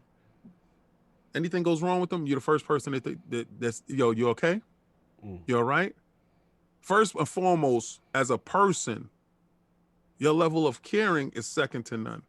I know that for a fact because everybody in here can attest to that. Not one person can say that you haven't reached out. I'm very poor at that. That is your strength. That is your pinnacle. You have always been a source to lean on for everyone, and you always care the most. You are the heart that makes this thing beat, that makes it go forward. So you say, I never miss a day because you don't. And if you happen to miss it, it's because you have a work thing that you have to do that's someplace else that was remote. So you're the most responsible. You're the most caring. You're the heart of ILP and LOGNET. When you were helping edit articles and get stuff out and push things here and do this and do that, and you were still screaming, yo, I need a little bit of help. I'm going to get some.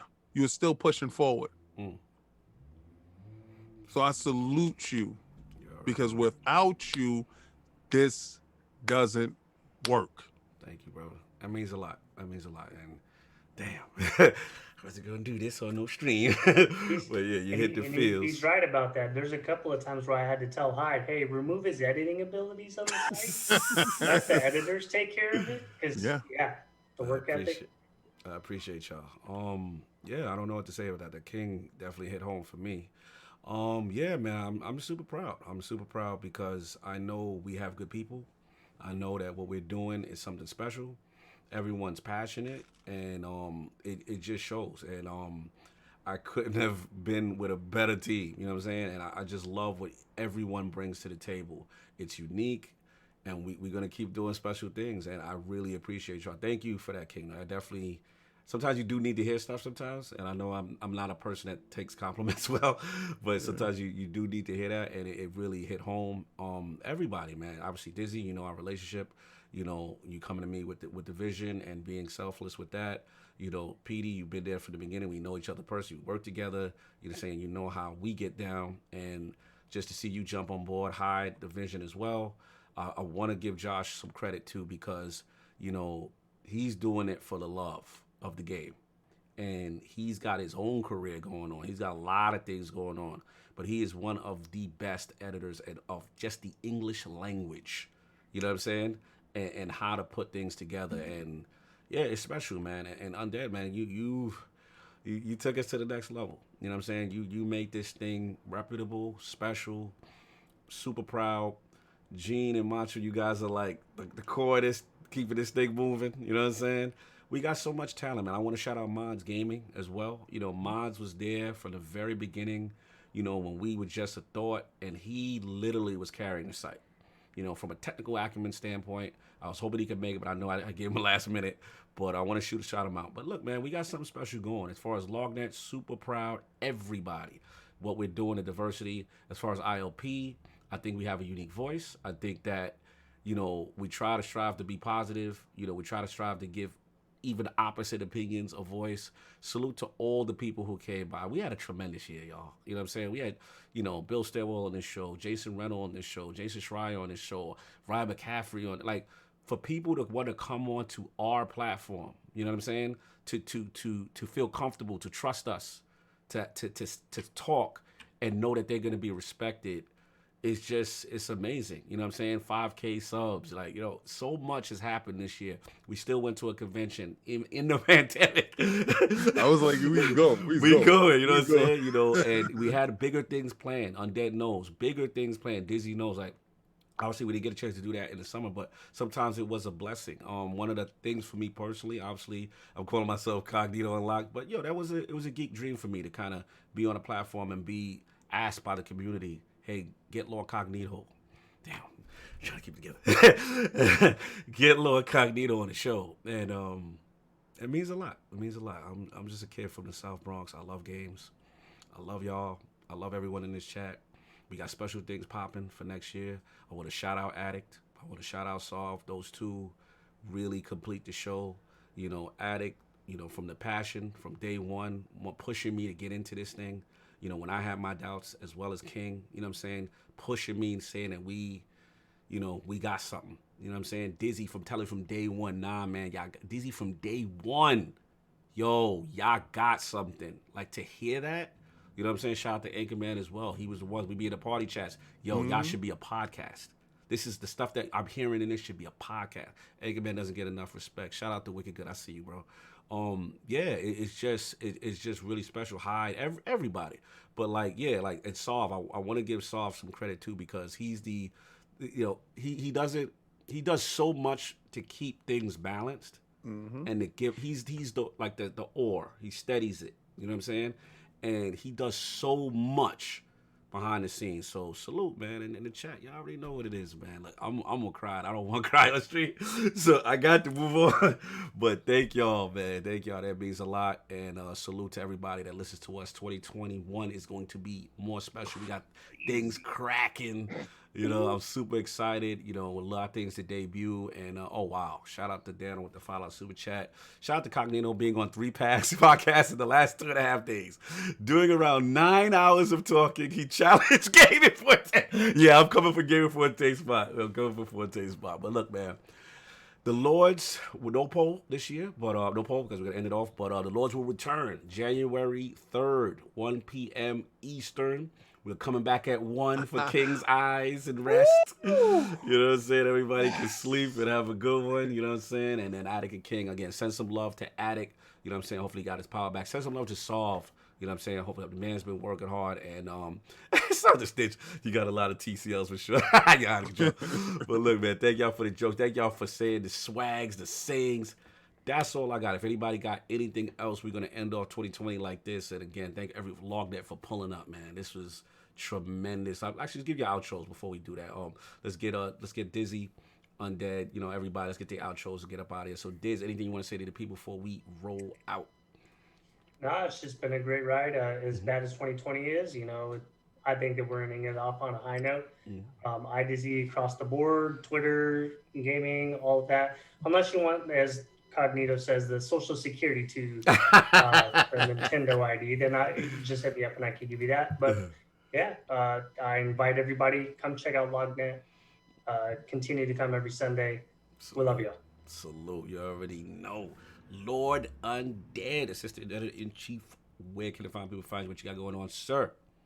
Well, if you want to, you can follow me on Twitter at Undead3XVI. You can find all my YouTube stuff at the Gaming Perspective Podcast. We go live every 8 p.m. Eastern Standard Time on Saturdays. And yeah, it's been a hell of a ride for 2020. And yeah, I kept it PG through this whole show. I'm really proud of myself. And you brought pants. You brought pants. And I wore pants. I wore pants and I kept it PG. So credit to you guys for keeping me in line. And yeah, credit to all of you for everything you guys do. And yeah, so Cognito, Kind of Funny Games 2021. Let's go. Let's get that hype train rolling. Yeah, I won't say no. But salute. You already know. Lord Petey. Where can the five people find you? Snaldo on everything. Twitter, Discord, Twitch, where I am every night pretty much.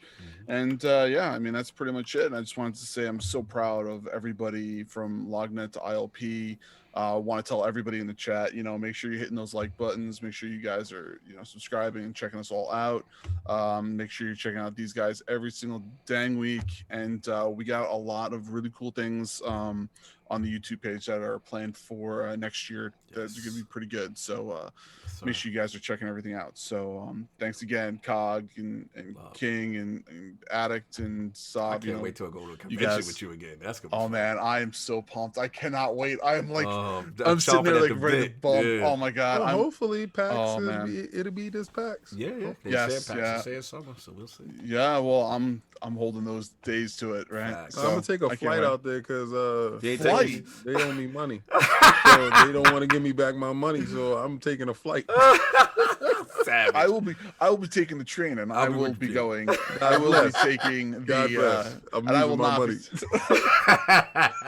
I will not be going coach this time. All right, so I plan for that. So that is already in the budget. Sir. Me neither. I'm be going first class to Boston. Shout out to the 1 hour flight. Oh my god. Salute. Right. You already Thanks, know. Lord Hector, Lord Macho, man. Where can the five people find what you got going on, sir?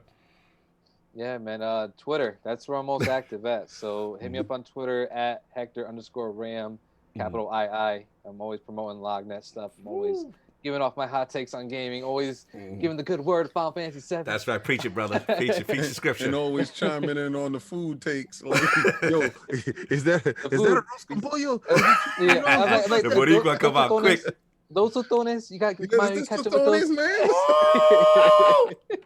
Salute. Yeah, man. I'm excited for the future of LogNet, man. Seriously, I'm making big plans for LogNet in terms of certain articles I want to put out and walkthroughs and stuff like that. Get a little stuff on the back burner. Of course, I gotta focus on the fiance. We got a wedding to plan. No doubt. But no doubt, coming in for PAX, coming for E3. You don't want to miss convention with these guys. We got him. We got the young boy. And it's gonna be a great year. 2021. Hopefully, everything's good with everything else that's going on in the world, the pandemic and all that. But you know what? Coming in for all that stuff, man. We're gonna be in there. So we're constant for 2021. All right. Let's do it, baby. I'm looking forward to. I'm hype. I'm pumped. Lord Soul still with us? Oh, he's still there. I didn't see him there. Soul still there? Yeah, he did. Okay, so yeah, you hear me? Yeah, there you go. What's going on, brother? Where can they find people find you? What you got going on? Yeah, I'm most active on Twitter at the Book of JT. JT is capitalized. First of all, thank you guys for having me on, man. Like, it's crazy, like being a fan for a minute and just kind of watching in the background and then just like actually being on here. I feel like a deer in headlights. This is nuts, man. Salute for supporting us. I never knew that. I never knew that you followed us. For sure. That's dope.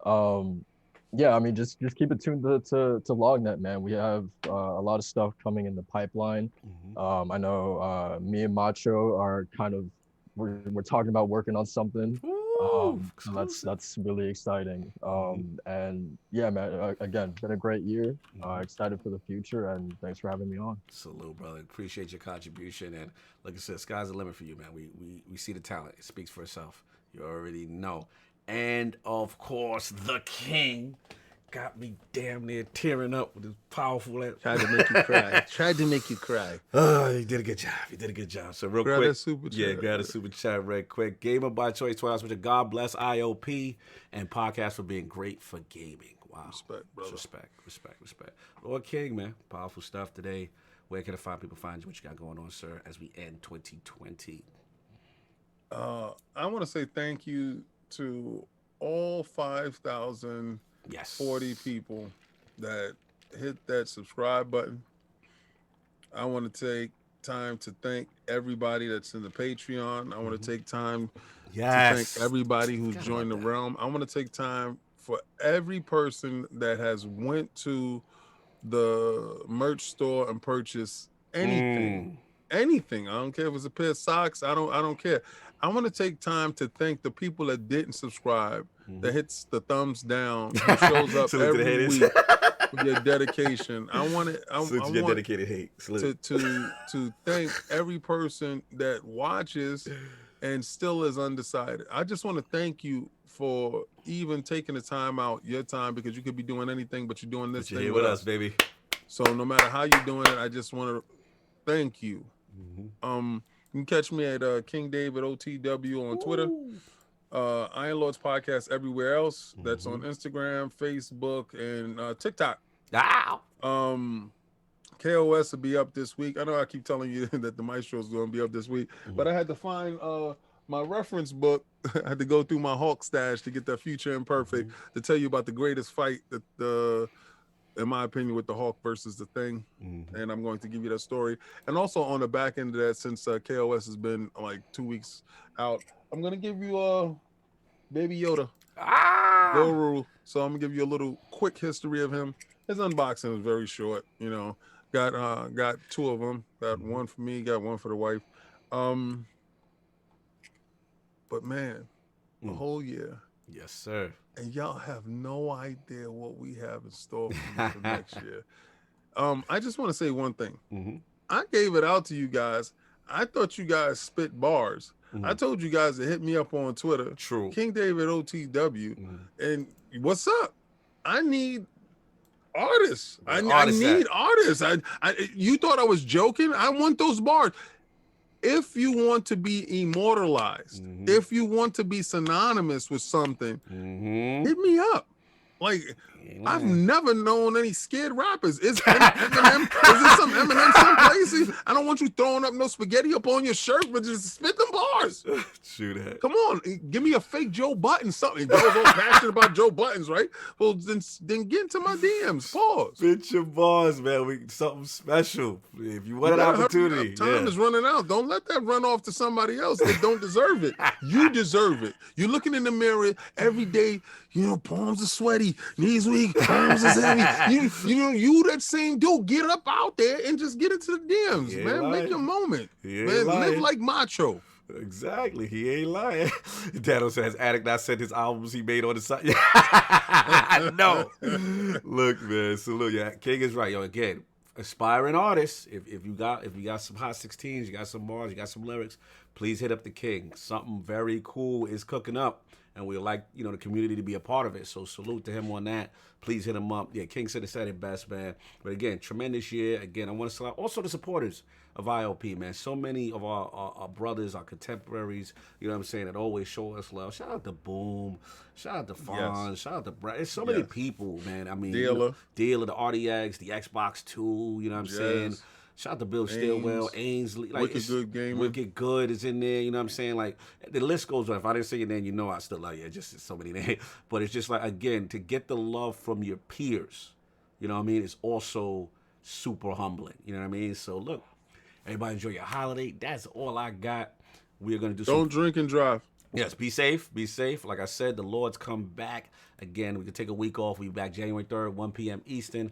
That's all I got. Everybody enjoy your Sunday. Be safe. And we out of here. Peace. Put your mask and gloves. Don't be talking to people.